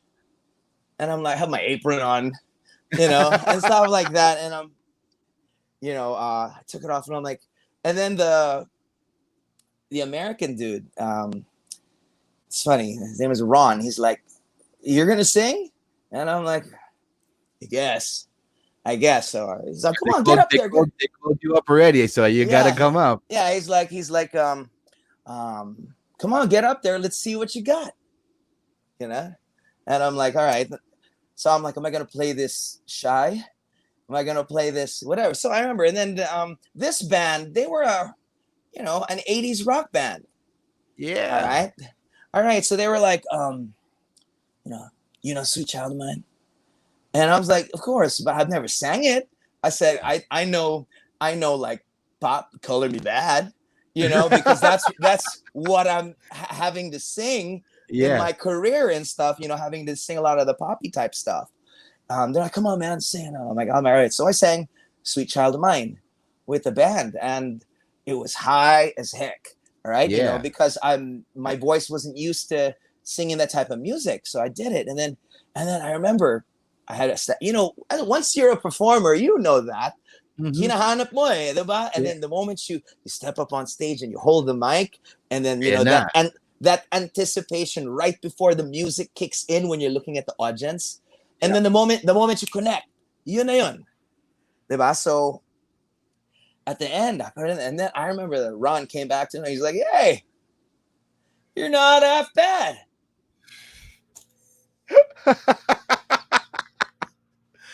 So so he started booking you, like, aside from the bartender, you're gonna do a couple of sets? Yeah, I do. That's He's like, "Hey, you're gonna sing with the boys," and I'm like, "Am I gonna get paid for it?" And he's like, "Yeah. Well, we'll throw in a little something there." Okay, so that's when it started. I remember. And then shortly after that, I ended up meeting the Pinoy drummer introduced me to some other Pinoys that were there, and I ended up quitting that bar job. I was very grateful for that, but I ended up singing and headlining in like a Filipino pub there, and it was cool because you had and you were singing. You weren't singing like boy band stuff anymore. This no. This was your foray into rock, and this is what you wanted to do. This Pinoy drummer had another band. Alam mo naman ng Pinoy. "Oh, I'm in 5 bands. Diba? I'm in 5 bands. This is my Monday band. This is my Wednesday band. Blah blah blah." Diba? It doesn't matter what country you're in. Ang Pinoy ganon. Diba? So he's like, "Oh, tumutugtog kami ng Journey, tumutugtog kami ng Aerosmith, tumutugtog kami ng Van Halen." So I was like, Nino. Well, at the time, no, man. At the time, crazy. I remember. So they gave me the set list, and it's funny because they were the band with the gig. Yeah. They were the band with the gig. So they were like, "We need you to be the singer, but we're the band, and this is what we play." So I'm looking at these songs and I'm like, "Oh my God, Aerosmith, Journey, ang tataas," So I was like, "Can we do these ones, the medyo mababa first?" So we started like that. Kind of break me in. And I remember the first time I could ever stand on stage, I could actually grow my hair out, Yeah. And then I could actually go like this, to the audience, because if ever I did that in my prior pop career, it's usually because, "Oh, I love you. I love you." That's what that means. Right? That's why anyone would do that. And I'm like, this is different than this, So I was part of this band, and it was just that's where it started. And I was doing that for 4 years, back and forth. And we started expanding, we're gonna get they were like, "Can you do Bon Jovi?" And I'm like, "Yeah, why not? Let's try it." It's my favorite band, and we had just started doing this. When I finally got back to Manila in 2004, I had managed to, save a little money where I didn't have to look for work, let's say right upon arrival. And I was like, I kind of want to take some time off, kind of relax a little bit, because I've just been on a 6-month contract. So I got back, and this was the opening time. I remember I got a call from Mig Zubiri. I got Mig Zubiri, and he's like, hey, kamusta bro? Long time no see. It's my birthday on this date. Okay, happy birthday, man. I thought he was gonna invite me to the party or something. Yeah. But it's funny, I knew him, but he and I weren't really that close. But he called me, and he's like, I heard you sing this stuff. He's like, can you sing for my birthday? And I'm like, where is it at? It's a brand new bar on Valero called Capone's. Yeah. All right. So I'm like, diba Capone's is on Makati Ave? Yeah, it moved na to Valero. They're not really open yet, but I'm having my party there. So I remember it was just like literally me on an acoustic guitar. I didn't have a band. I didn't have, my Japan band. I wish I did. But it was me on acoustic guitar, and I'm trying to figure out, all the chords for a set for Mig Zubiri's birthday. And then our good friend Jay Server was like, hey, he's like, hey, Nins, nah, I really like the music that you're playing, blah, blah. He's like, and then he's like, you want to play here? And I was like, sure. I'm like, just like acoustic. And he's like, yeah, well, wala naman tayong gamit or anything like that. So just play like acoustic and play this stuff that you're playing. I said, yeah, this is really what, Japan opened me up, and made me who I wanted to be. Because I remember I was like there were songs that these guys in Japan didn't know from, let's say, littler known hair bands. Okay. Because I'm like, okay, yeah, Bon Jovi, no doubt. Aerosmith, no doubt. Guns, no doubt. You ever heard of Damn Yankees? And they're like, who? And I'm like, Damn Yankees. We gotta listen to this. You ever heard of Winger? You ever heard of this? And I said, these were my tapes growing up. So we started learning this stuff, and this was the birth of NATF. Yes, it this was the birth of Nino Alejandro and the Force. Yeah. And you know what? I mean, just to share a little bit. I used to go to Capone's a lot as well, and my girlfriend, who I eventually became engaged to, got together with NATF as our soundtrack, man. Oh my gosh, that's why when this pandemic is over and we have a wedding, nakabook na si Nino. My pleasure, man. Dapat NATF ang tutugtog. Oh my gosh, yeah, we'll get together for that, man. But it must have been such a release to come back to music on your terms. Yeah, playing again on your terms, in your tastes, in what you want. Like you said, grow your hair out and just play your rock and roll.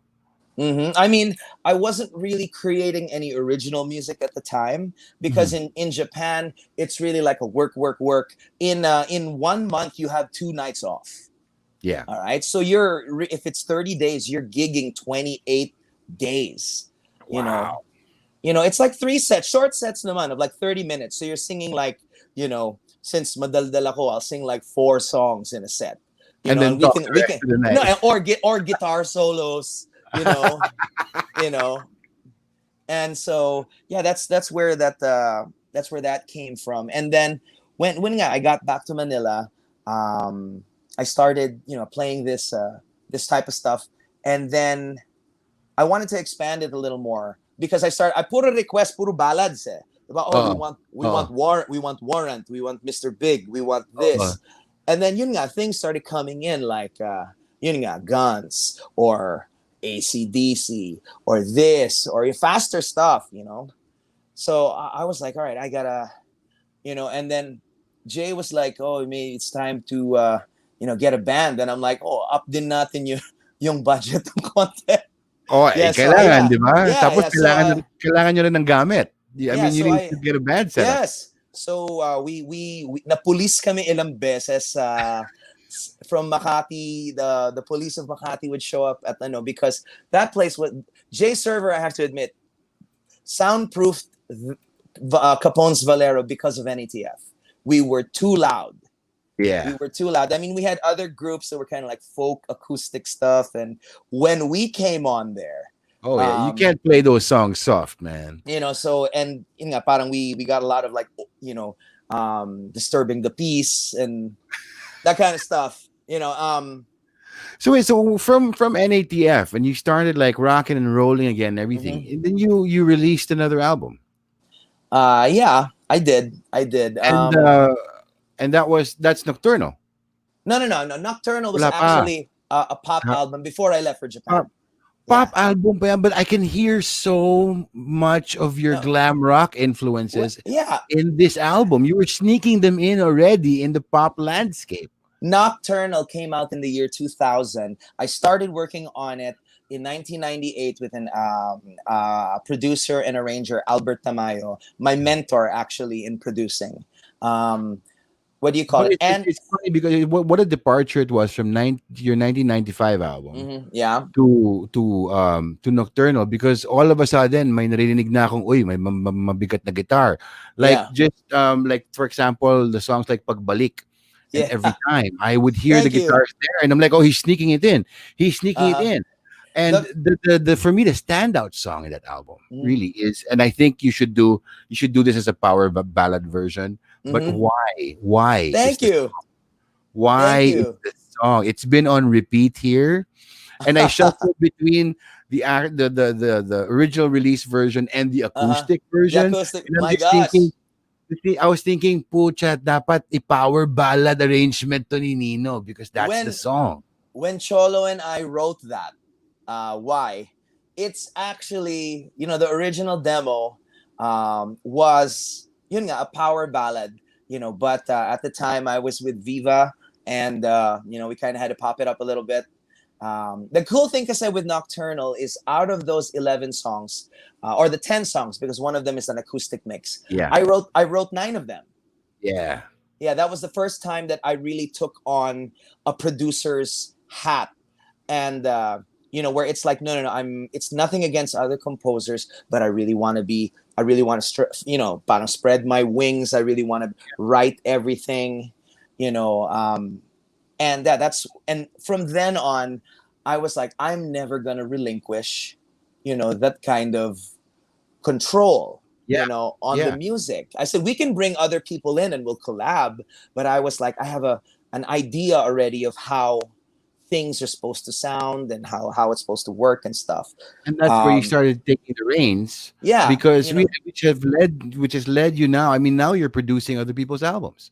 yeah. Mhm. You've got Rebel Records, and I think that's a fantastic move because I mean, with your experience, and in your experience also not just as an artist but in multiple genres, from doing your boy band stuff to your rock Yeah. and roll stuff, Hmm. that runs the spectrum. But how is it being in the studio and producing other people? It's Is it another you hat know you have to wear? Is it a mode you have to switch on? I do. You have to realize. I have to realize that it's not me. It's Mm. not about me when I'm producing for other people or writing for other people. It's about finding why.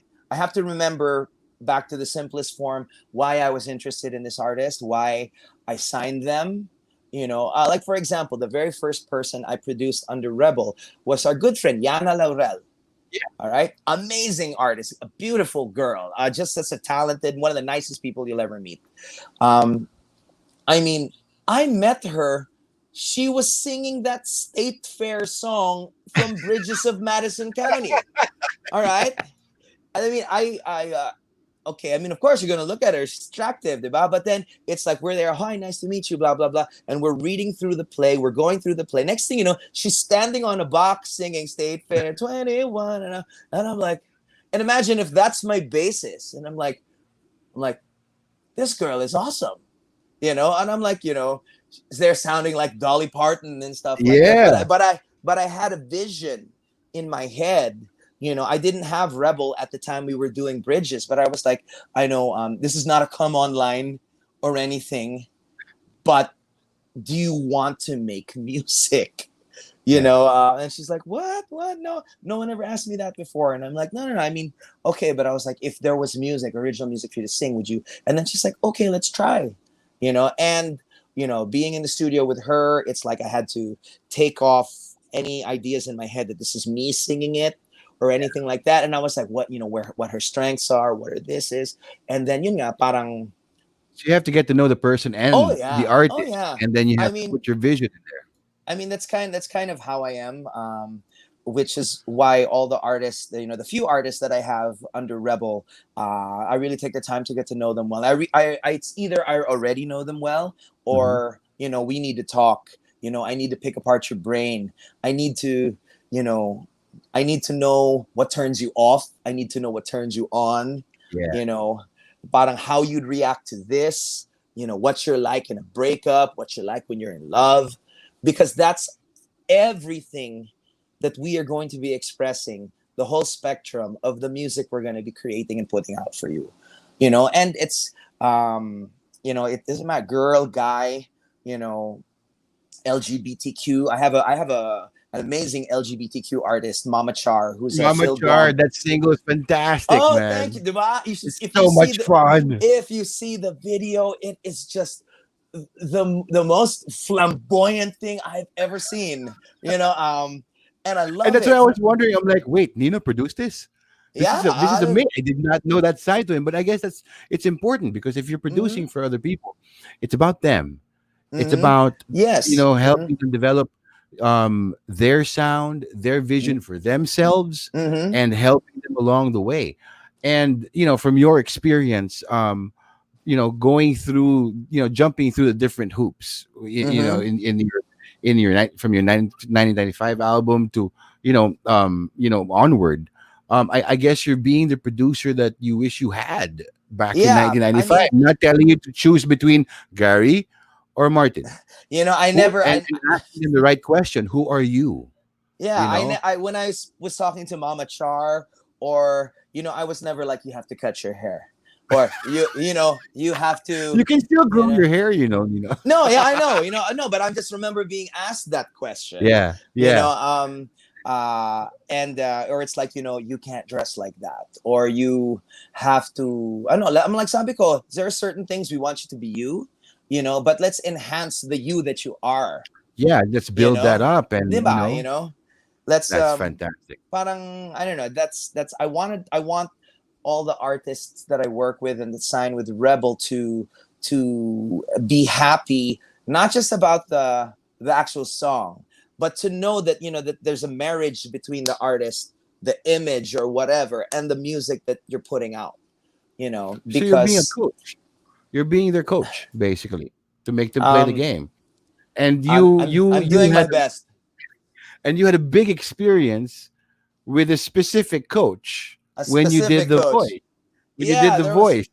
there was a coach who basically just kicked my ass up and down the whole avenue.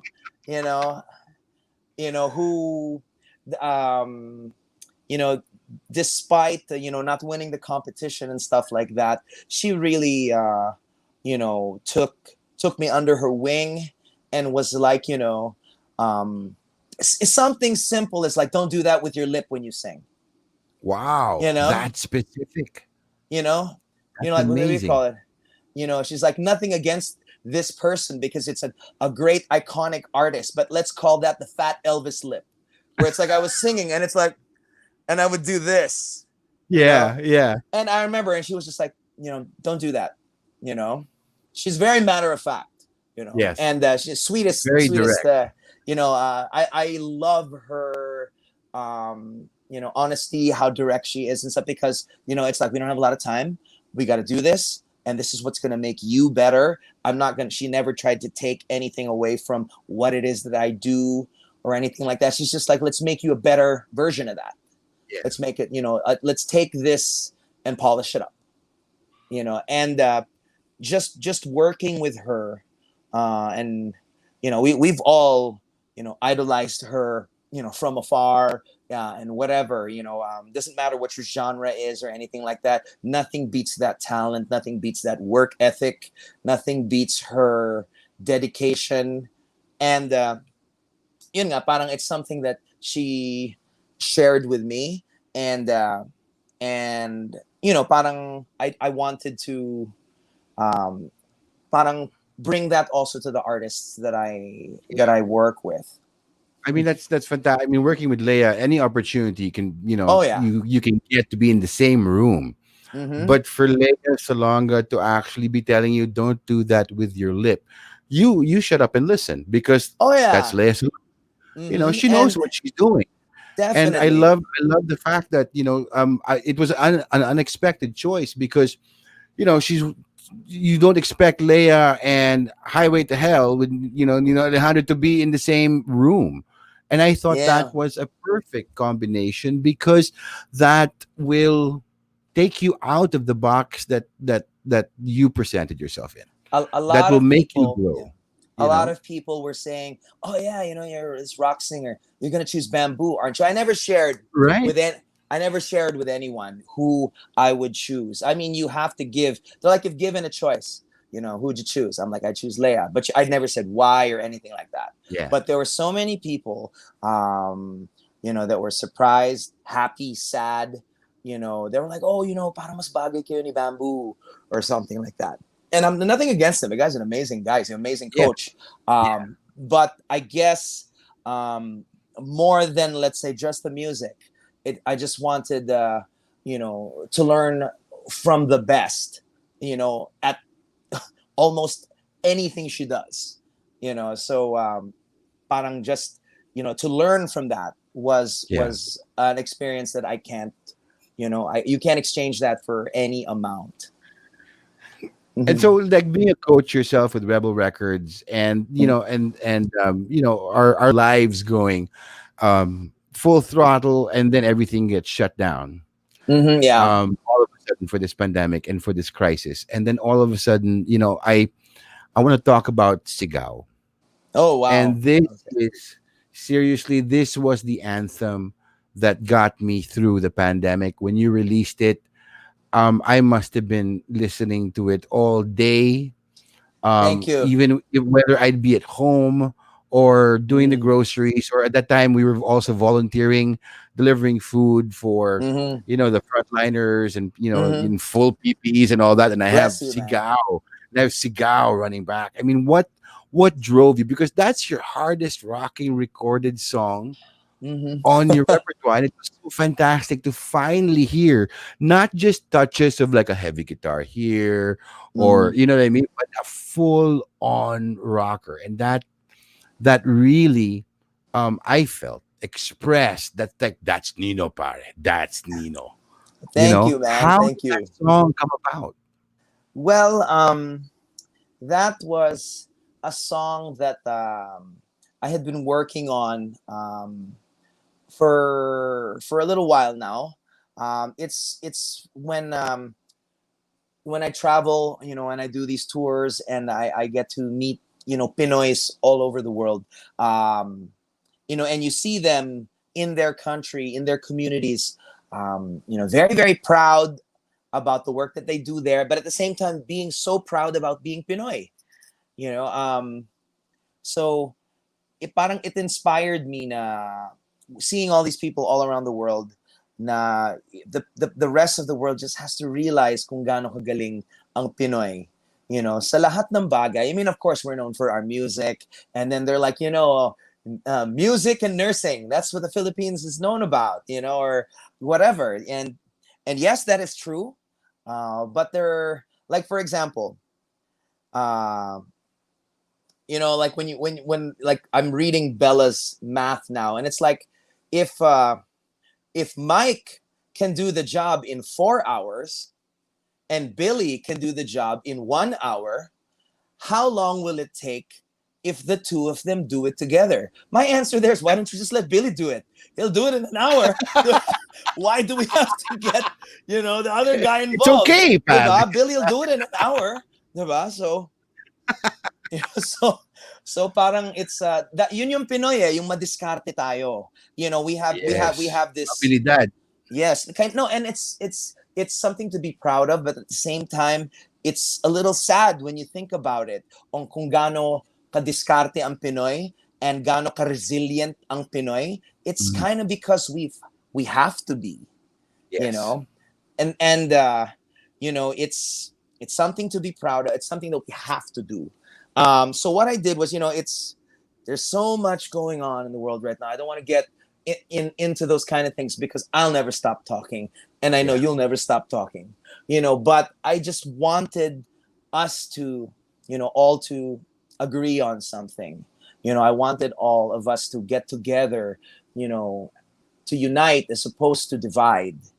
So I was figuring this song, it's just a song. I don't know if it's going to become an anthem or anything, but I just want to say, if people realize kung gaano kagaling yung Pinoy, with all the little things, and you can see it when I go to the US, and then you meet, let's say, a waiter that's Pinoy or someone who's Yeah. bagging groceries. The moment, you say Filipino, and he'll be like, oh, po, Filipino, kababayan. You see them, he stands a little taller, Yeah. he stands a little prouder, so That's true. just that, and you feel good, you're like, I'm going to start going to this restaurant or this grocery more because of that guy, kasi may Yeah. kababayan ako dyan. And it's Diba? instant. It's an instant connection. That is, Diba? it's invisible, but it's so there. Yes, diba? And it's just beautiful that anywhere you go. I remember one time I was in the Middle East and I had got stranded there. I wasn't able to leave. It all of a sudden, like Pinoys who just went to the show up at my hotel, and then they're like, we weren't sure if you had things kasi na balitaan namin na stranded kayo rito. Here's some food. Here's some ganito. And I'm just like, my God, That's and I'm just like, amazing. and I'm just like, you see, this is the beauty of the Filipino, that sometimes people forget, or sometimes that people. I just wanted to remind myself and to everyone that that when we stand together and when we shout as one, there's no denying us.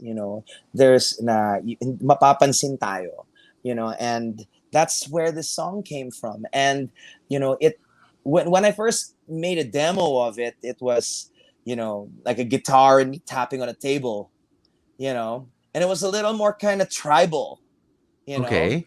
Parang ati-atihan yung dating, I was like patting on the table and stuff like that. But then I was like, I'm going to go back to my roots, what I love. And I said, I have a feeling this is the way. Parang we're influenced by so many things, but going back to the roots, Yeah. Juan de la Cruz, Yeah. this, it's like, yeah, sure, it's rock and roll, it's drums, guitar, whatever, but it's Pinoy Yeah. as heck, Yeah. so you And can't that's just say, that's the beauty. That's the beauty about being a Filipino. We're influenced mhm, by so many things, but I guess it's mhm, where you put your heart into it. And there's so mhm. much heart in this song. There's so much Thank heart. There's you. so much energy. And Mhm. really, I mean, I can't imagine you ever thinking it became an anthem. It became my anthem. Thank you. You know, and just to have that song playing in the background in during the pandemic when we were volunteering to deliver to our frontliners, to Mhm. receive smiles from nurses who have been working for 48 hours straight because Yes. we were Mhm. bringing them food. When you see the Mhm. security guard who has to keep Mhm. everybody safe in the hospitals we're Yes. delivering, and Diba? I'm listening to Sigaw, and I'm like, tang ina, yan ang Pinoy. Because we're all doing what Exactly. we need. And it was You such a know. fantastic experience for me to have Thank you. Sigaw as my anthem, as my soundtrack. And on some days you're parang, okay, I'm tired today. I think I've gone out enough and all that. And you get a phone call and are you guys available to deliver? And we're like, yeah, put on Mhm. Sigaw. Yeah. I'm putting on my PPEs, and I'm like, yeah, man, I'm not giving up, because if those guys out there are frontliners are Mhm. not giving up, We why can't get.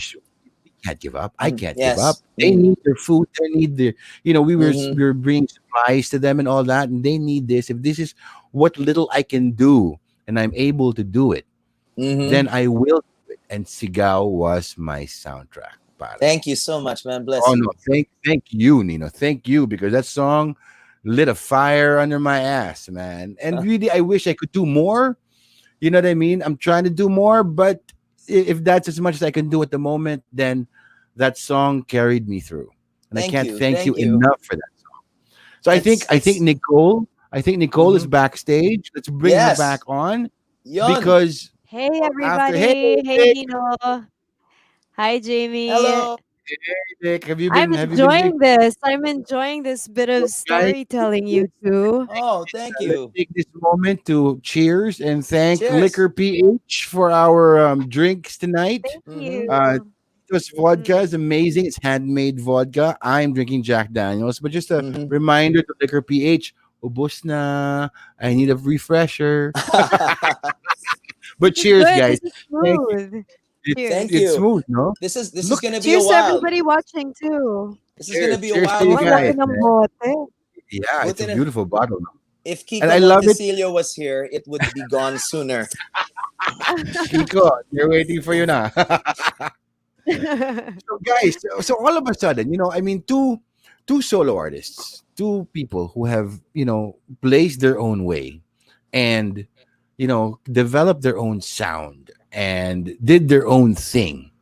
All of a sudden, you guys released, and you caught me with my pants down because this is a collaboration I was not expecting, but it's made so much sense. You released Ngayong Gabi. And how Yes. did that happen? Because it's such a beautiful song. I think it blends both your worlds so perfectly. And that doesn't always happen. And I Mm-hmm. think both your worlds came together really well. And I can't imagine the song without one or the other. Oh, What thank led you. you what led you to each other? Hmm. Okay, well, the start of this song was Thank you first and for foremost, saying that. you know, I've always been a big fan of Nicole. Um, Whoa. ever since she did Rent. Mm. Okay, so so, I'm jahe, so man. and then I remember, I mean, it's the first time I heard her sing and stuff like that, and then with General Luna, and then it's like you and I had periodically seen each other at events or shows or gigs or something, and then we'd had small talk, and I'm like, hey, we should do something, and it's always like everyone says that, "Oh, no, yeah, sure, but I remember I got your number, and then it's like you're like, oh, send me a demo of this, and there was a lot of back and forth for years. All right, Years. yeah, yeah. I mean, like I said, Wow. we have a common friend, si Mark Lopez, Mm. plays guitar for her from I think one of your first bands, diba? And Yeah. then it's so funny because Mark became like the reliebong guitarist of NATF, my band. All right. Right, And then right. eventually, when I went solo, he just stuck with me and he still plays guitar with me up to this day. Um, parang he was saying, even Mark was saying, bro, dapat marinig mo yung, or actually, so I'm sorry, hindi bro, tol. Tol. Tol. Ah, That's right. diba? That's accurate. Diba? Sorry. Tol, Tol. dapat marinig mo yung soprano ni Nicole. And I'm like, talaga? Huh? Oo, iba. And it's like, wag mong isipin yung mga na maririnig mo sa General Luna. Okay yun. Pero the other things that she does, and I'm like, really? Okay. So I remember, I think you and I did a couple of events or something Yeah, we like that. did. We did some stuff Yeah, for like Department of Tourism or something yeah, like we did that. some stuff, and then we did like someone's birthday, like at SM or Yes, something like that. One of the that's boss's right. birthdays. We sang a Yeah, we duet. did like a musical thing. I Yeah, remember, and like I Rock of was Ages or something. yeah, Yeah. I was watching you, and I was just like, okay, and then just things started going in my head. I was like, this girl can take the simplest song, and and it just oozes, you know, sexy. Oh You no. can't. I know. So it's just, you know. Sorry, Tito Jamie. Sorry. Oh no, natito ako bigla. No, I'm Okay kidding. lang, I'm kidding. it's about the music. It's okay. So Don't it's call him Tito, guys. Don't call him Tito. so I was just like, parang I was like, I sing that song and it's not as sexy as when she does it, So I was like, okay. So I always just kept that in mind. And then what happened was that she started doing the quarantunes, right? And I Mm. would watch these on Facebook, early on during the quarantine. I would, I started streaming as well, but I would lagi kong inaabangan yung, oh, she's always, because she's like the best at like building up suspense and hype for her release. You Oh know, my- Like I can't wait till Pablo Shon comes out. I need to see this thing, Right? right? Right? Diba? It's like I'm hanging on by pins and needles, waiting for the next track to drop. And that's I you think know. Nino's calling me a tease, guys. No, well, whatever, I'm kidding, whatever it bro. is, I'm kidding.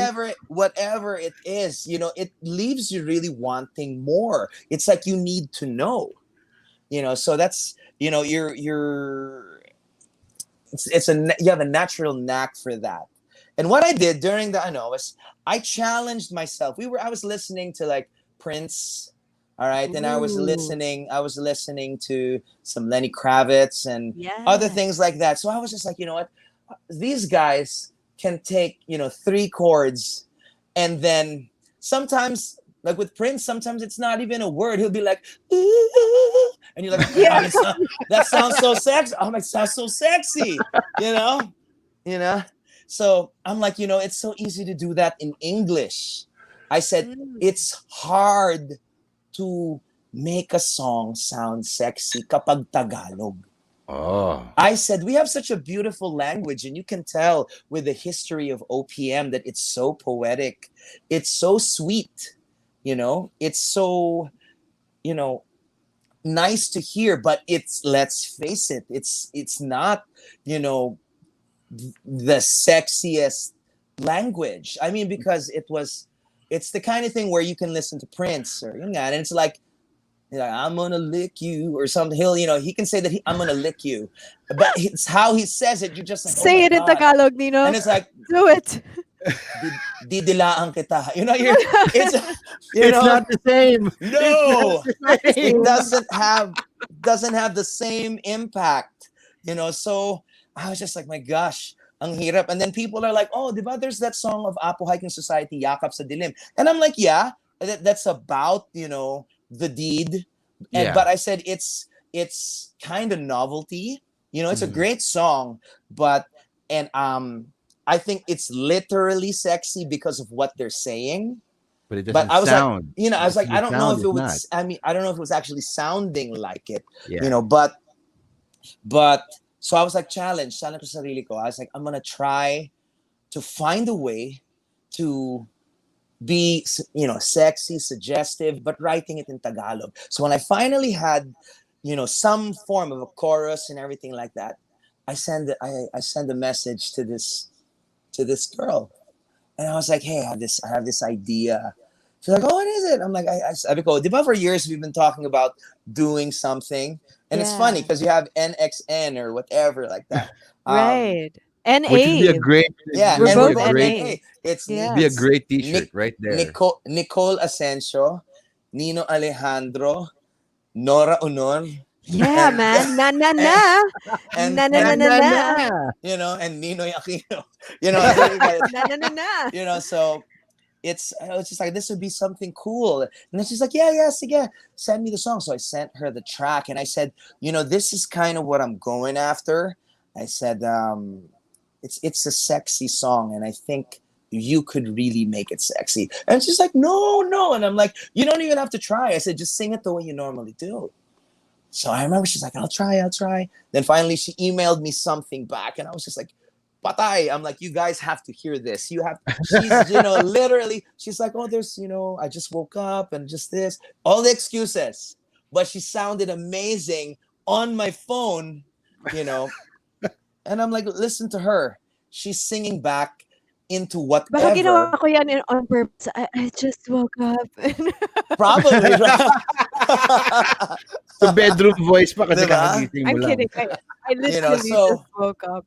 And so I I'm was not just like- sexy when I wake up. If that's what you think, it's not true. I'm terrible when I wake up. My God. Whatever. So I'm not buying that.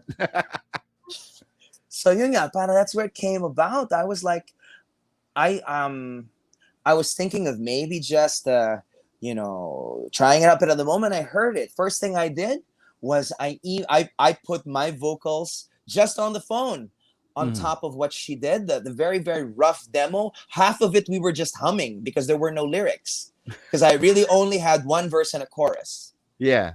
Now, the first draft of this that I sent to her, the second verse, wala at all.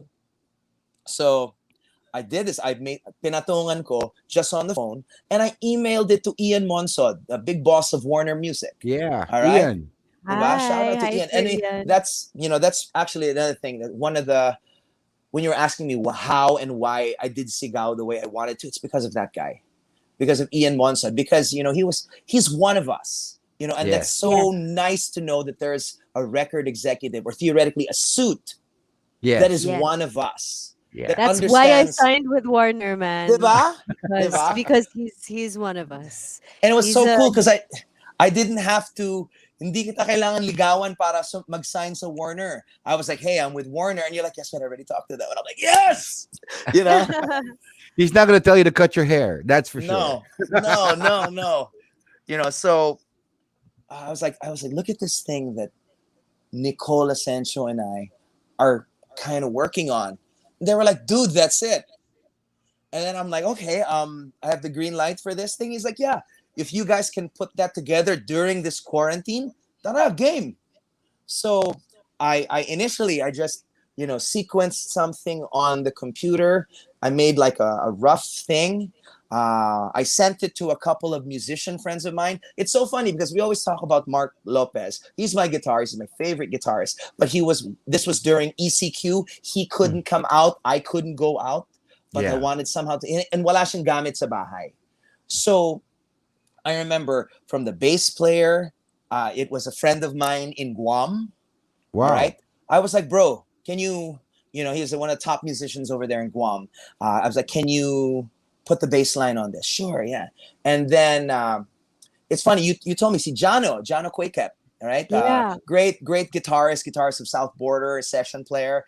He's like, oh, may gamit siya. And then he's basically for hire during the quarantine if you send him the track. So I literally spoke to him, emailed him the track. An hour later, he had sent me something.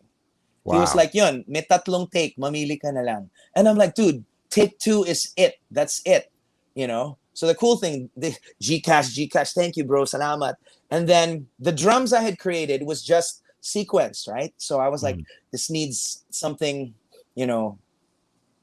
as sexy to go with the voice of this girl that's singing on it, So I actually got in contact with a drummer from Finland.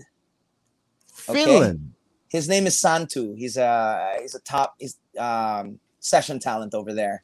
And I was like, hey, would you put your drums on this? I've heard some of your stuff, And he's like, all right. He's like, I don't know how you found me on YouTube or whatever.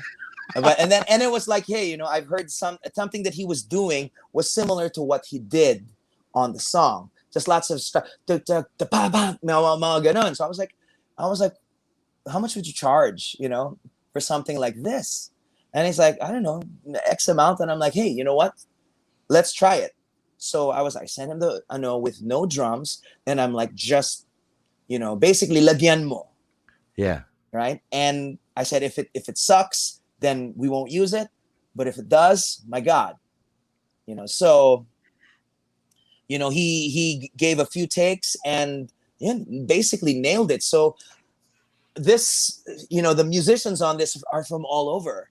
And we finally put it together. And, Nicole was like, can I kind of play with it? Can I play with my vocals, put some backups on it? She's like, I have these ideas. And I'm like, yes, please, just create. And so she sent me something. She's like, it's up to you, backup, voila. And I'm like, the moment I heard it, it sounds so good. And I was like, as a producer, what she did, she makes my job so easy. The backup vocal arrangements and the performance by Nicole were so good. And because of what she did on her final vocals, I had to redo mine because I sounded that like tends to become a never-ending game with duets. I've experienced that too. When you hear the other singer, you're like, no, I got to do mine over here. I got to do mine again. Yeah. And then I sent you the vocal. Then you were asking me. I remember you and Ira were asking me, "Is this the final?" And I'm like, yeah. I think that's more or less it. So okay, so she does her thing. I hear it, and I'm just like, oh my God, I let Michelle, my wife, hear it, and then she's like, wait, that's her vocal. and then that's your vocal, and I'm like, No, your vocal was awesome, man.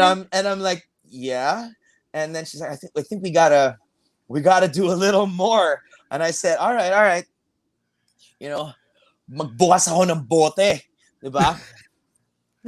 Diba? Talaga, it's the kind of thing, bukas ka ng bote, manunood ka muna ng bold. Diba? To put yourself in the mood. To quote Mark Lopez, he doesn't call it porn. He calls it bold. Bold. Manonood tayo ng bold. Manonood tayo ng bold. Diba? So... Parang I have a whole new picture of Nino's songwriting process now. Right? Not only that, his recording process when he goes into his vocal booth, the pre-game is a completely different picture now with this song. Where do you get your inspiration? Now we know. Like, no, I'm totally kidding. No, I actually did that on the Nocturnal album. I don't say no, not for me. So not it is your process. No, not for me. We had a sax player. I see Nicole uses a sax player all the time, an amazing musician. But I had a guest sax player who I heard in a bar gig. Amazing guy. He's passed away now. Jerry Nalaza is his name. Yeah. But I remember I brought him in, and I was like, I have this ballad that I wrote, and I really need, sabi ko, more David Sanborn and less Kenny G. Oh. Sabi ko, David Sanborn is a bit more of a bad boy when it comes to his riffs and in sax, right? Love some Sanborn, man. So I remember Jerry is an amazing sax player, but it is the first time he had heard the track, diba? So he was playing it, and alam mo yun, yung sobrang linis, and you're like, okay, it's good, but there's something missing. Kailangan ng dumi. Diba? Exactly. So I was like, I told one of the PAs, I was like, gave him money, and I'm like, bili ka ng 6 na Red Horse. Diba? Yeah, so sabi ko, 2 for me and 4 for him. Diba? So we were drinking, and then he didn't know what I was doing, and I was just like, drink it. Huh? Sigurado? Sabi ko, hindi, nagtatrabaho pa tayo. No, drink it. Diba? So, and it was getting there, and I was talking to Albert Tamayo at the time, and he's like, ano sa tingin mo? And I'm like, we're almost there, pero kulang. And I said, may internet ka ba dito? oh, meron naman. And it wasn't video, it was like pictures, all right? Some old, diba? So I was like, Jerry, subukan lang natin, ha? And he's like, ano po yun? I turned the huge monitor, I turned it around, and it was pictures of whatever. And I'm like, look at these while you play. Yun. Boom, nakuha namin yung solo. Diba? That's hilarious. I have very, very unorthodox methods to get the results I need. But the most important thing is the result, is because that's what people hear on the record. That's when you get a good thing. I mean, it's amazing that you guys released Ngayong Gabi. You created Sigaw, and you have Silong, and all during the quarantine. And what really, really I'm looking so forward to is that when live events come back, when theater comes back, when the venues open up and we can all go, that I cannot wait to hear these things live.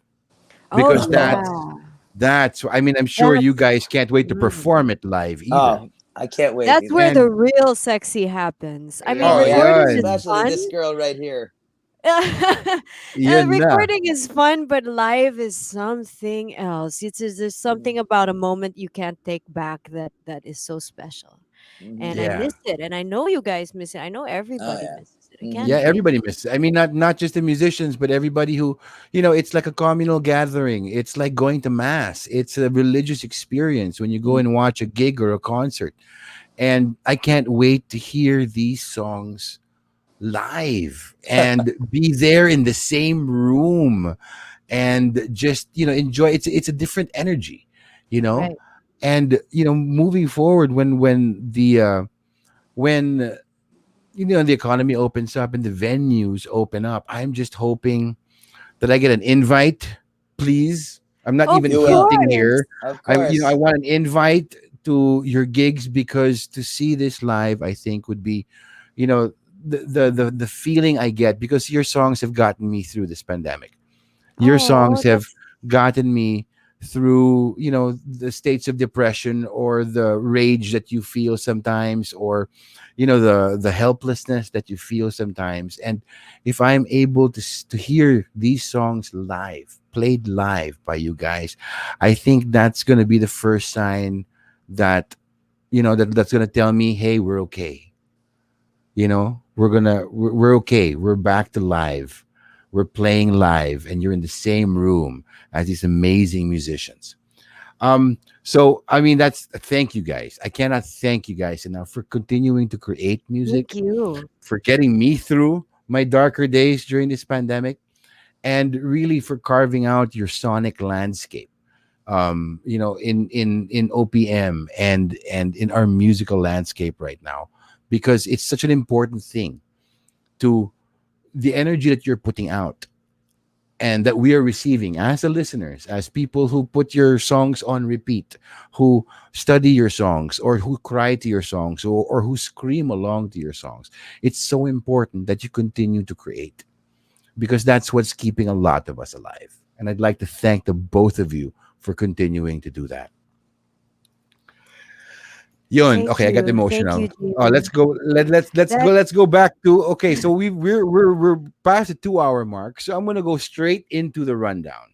All right. So I have a usual set of questions that I ask my guests, and these are the 10 questions. It's called the rundown, and we're just gonna. It's gonna be the first answer that comes to your mind. All right.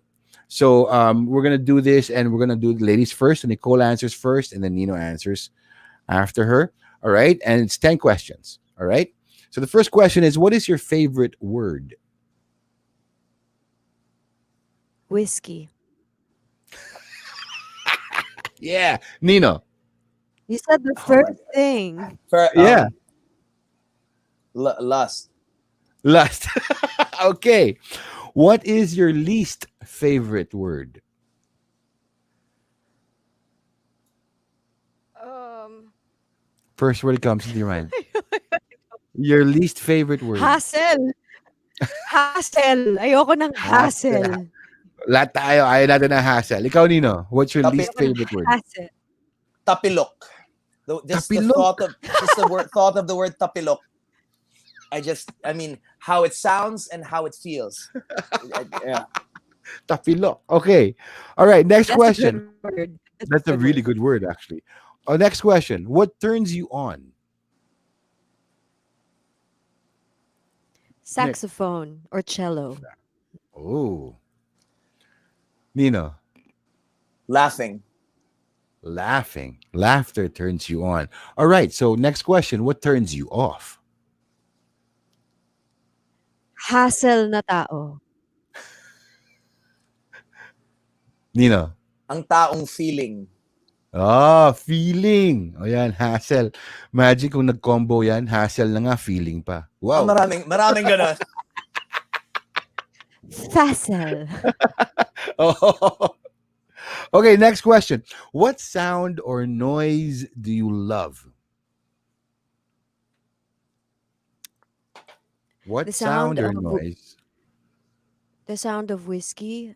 I don't know. Yeah, the sound of whiskey being poured into a glass. I love that. Nino. The bottle topper. The bottle popping. Nice.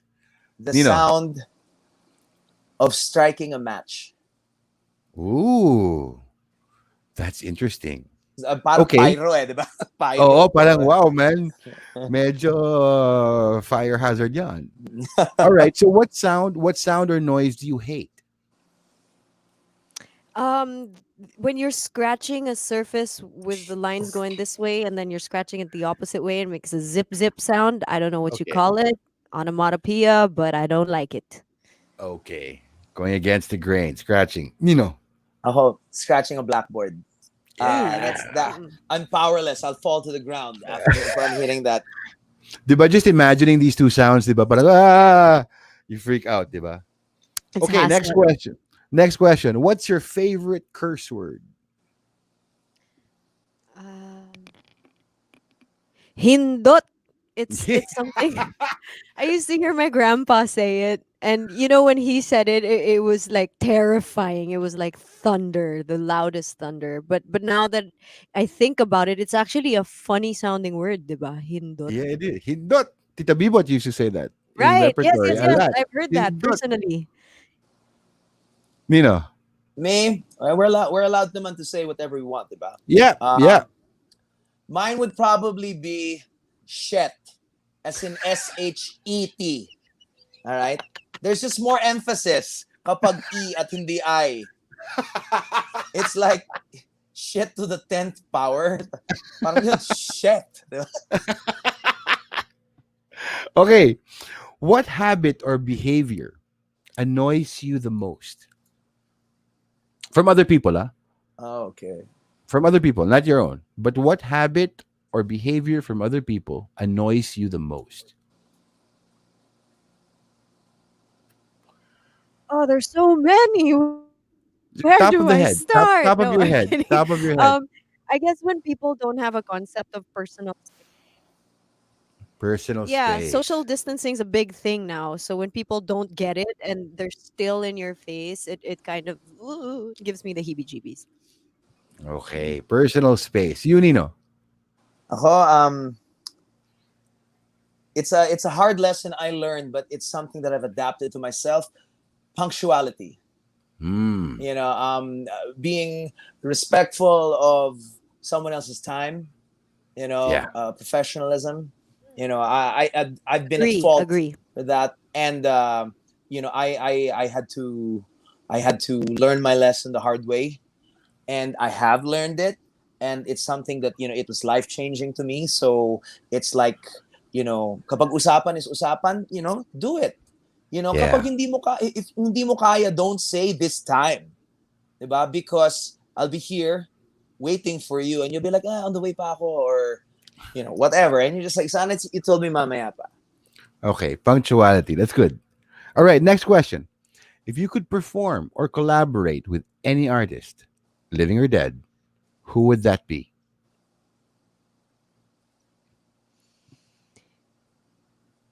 There's three. Can I give you three? Sting, Yep. Pink Yep. Go Floyd, for or it. Steely Dan? So that's Sting. Who's the second? Pink Floyd or Steely Dan? Ooh. The second Wow. one's Pink Floyd. The third Yeah. one is Steely Dan. Wow. Fantastic. If you could only choose one, Nick.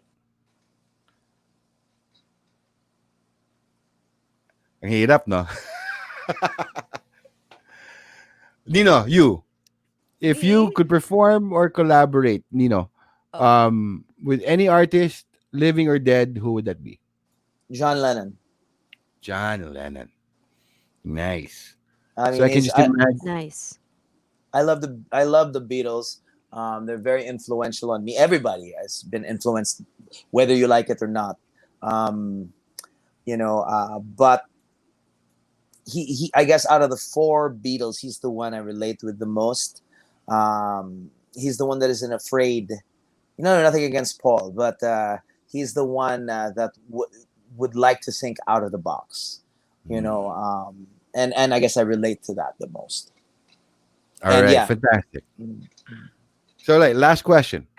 When you get to heaven, which is not for some Nako, time now, that's going to be nako. a long time from now. When you get to heaven, what do you want God to say to you?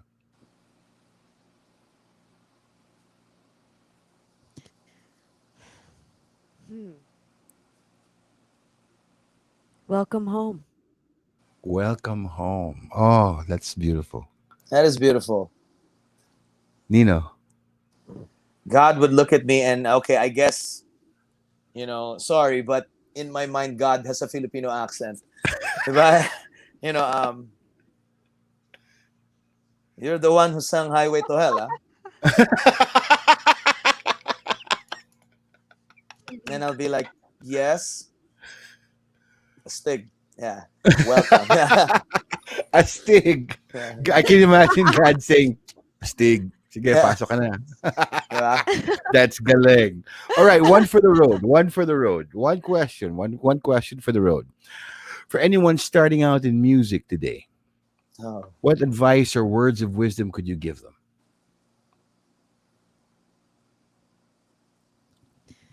Don't hate, collaborate. You never know where it will take you. Don't be afraid to fail 100 times because you probably will before you succeed. Please think out of the box. Go against the mainstream. Go against what you've been told. Go against what you've learned because that's the only way you'll get to know yourself. Be humble. Don't ever, ever let it get to your head. And be grateful for everything, even the bad things. Yeah. Yeah. Nino, words of Uh, wisdom. okay. First and foremost, I said, don't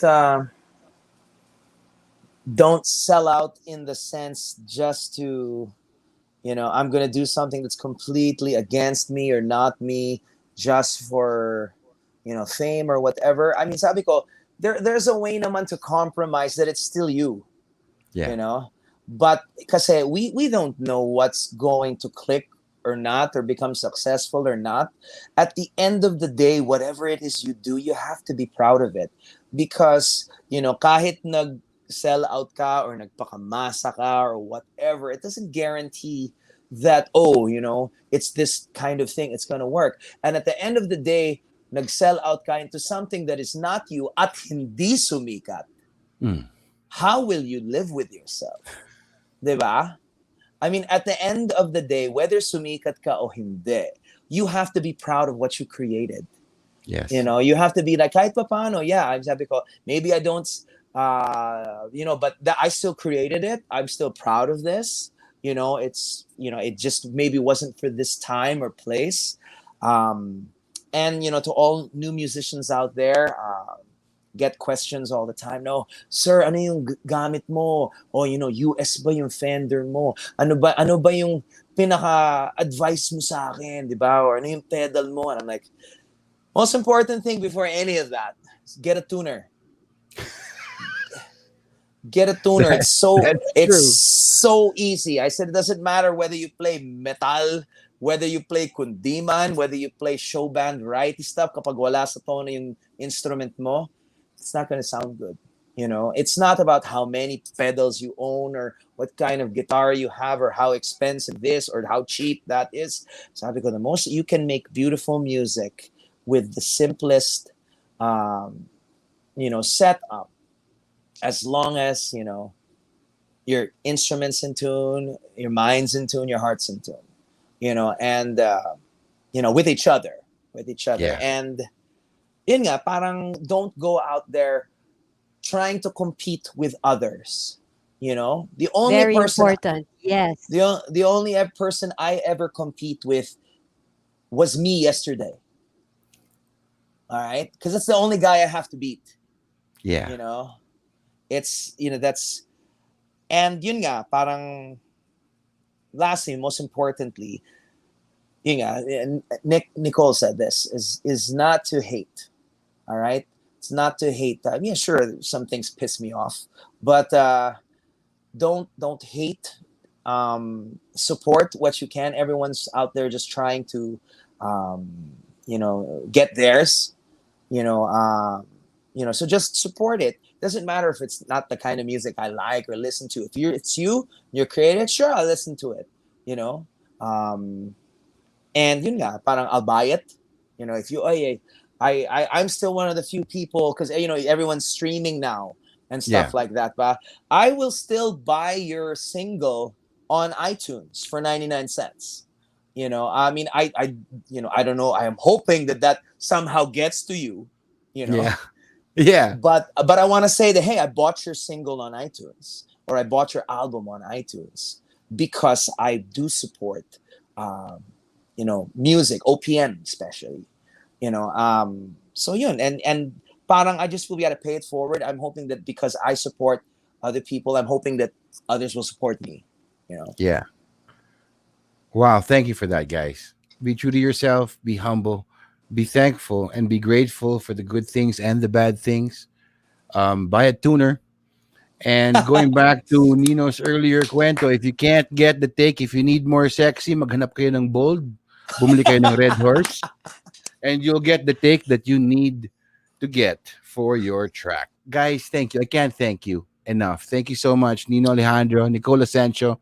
Your Thank you. singles are out, the Ngayong Gabi on all the streaming platforms. Thank you. You've got Sigaw, you've got Silong, you've got Pablo Shon coming up in 2 days. Yeah, can't wait. I can't wait because like finally the Yeah. mystery will be Right? solved, And right? that the moment she posted that picture of Sherry Hill, that's like my lifelong crush. And I'm like, oh my God. I was like, oh my He's God. I was like, I can't everyone's believe this. lifelong crush. He's Right? insane. He's like Diba? And as Benjamin and Button. She ate it right. backwards. I'm I, grateful. Thank and then, you, Tita Cherie. I'm allowed to call her that. she came up to me after waitress, and I was just there smiling, and then I remember she was like, I really enjoyed you. And I said, okay. And then I was like, thank you. Then she's like, can we have a picture? And I was like, oh my God. I was like, I was like, I was about to ask her the same thing. And I'm like, I can proudly say that she wanted a picture with me. Because of, Yeah. That's your because of bragging waitress. rights. Yeah, oh That's yeah. your So it's like, bragging okay, rights. you know. Well, thank you so much, guys. And I think the most important thing that you said, all your words of advice and your words of wisdom are fantastic. But the biggest takeaway is keep supporting each other. We can only get through this together. And there is light at the end of the tunnel. There is hope for all of us to get through all this, but we can only do this together. So keep on supporting your artists, the artists that you love, even the artists that you don't like so much. Support them anyway, simply because we're all trying to put ourselves out there right now. So get on their social media, share, like, stream, download. Do everything you can to support our artists today. So thank you, Nino. Thank you, Nicole. More power to you guys, and I love you guys so much. Keep on creating, keep on rocking, guys. I love you guys. Love you too, man. Love you too. Thank Oh, you. Vile. Maraming Ayan maraming na. salamat, brother. Thanks, Nino. All right, ladies and gentlemen, that was Nino Alejandro and Nicole Asensio. Wow, that's a lot of kwentuhan, right? And I think it's fantastic to see these two solo artists who are actually finding the time to collaborate with each other. And really, everything happens in its own time. So, as they have said, you can't rush these things. A beautiful song can be made in 5 minutes, 10 minutes between two exchanges from the telephone or 2 years.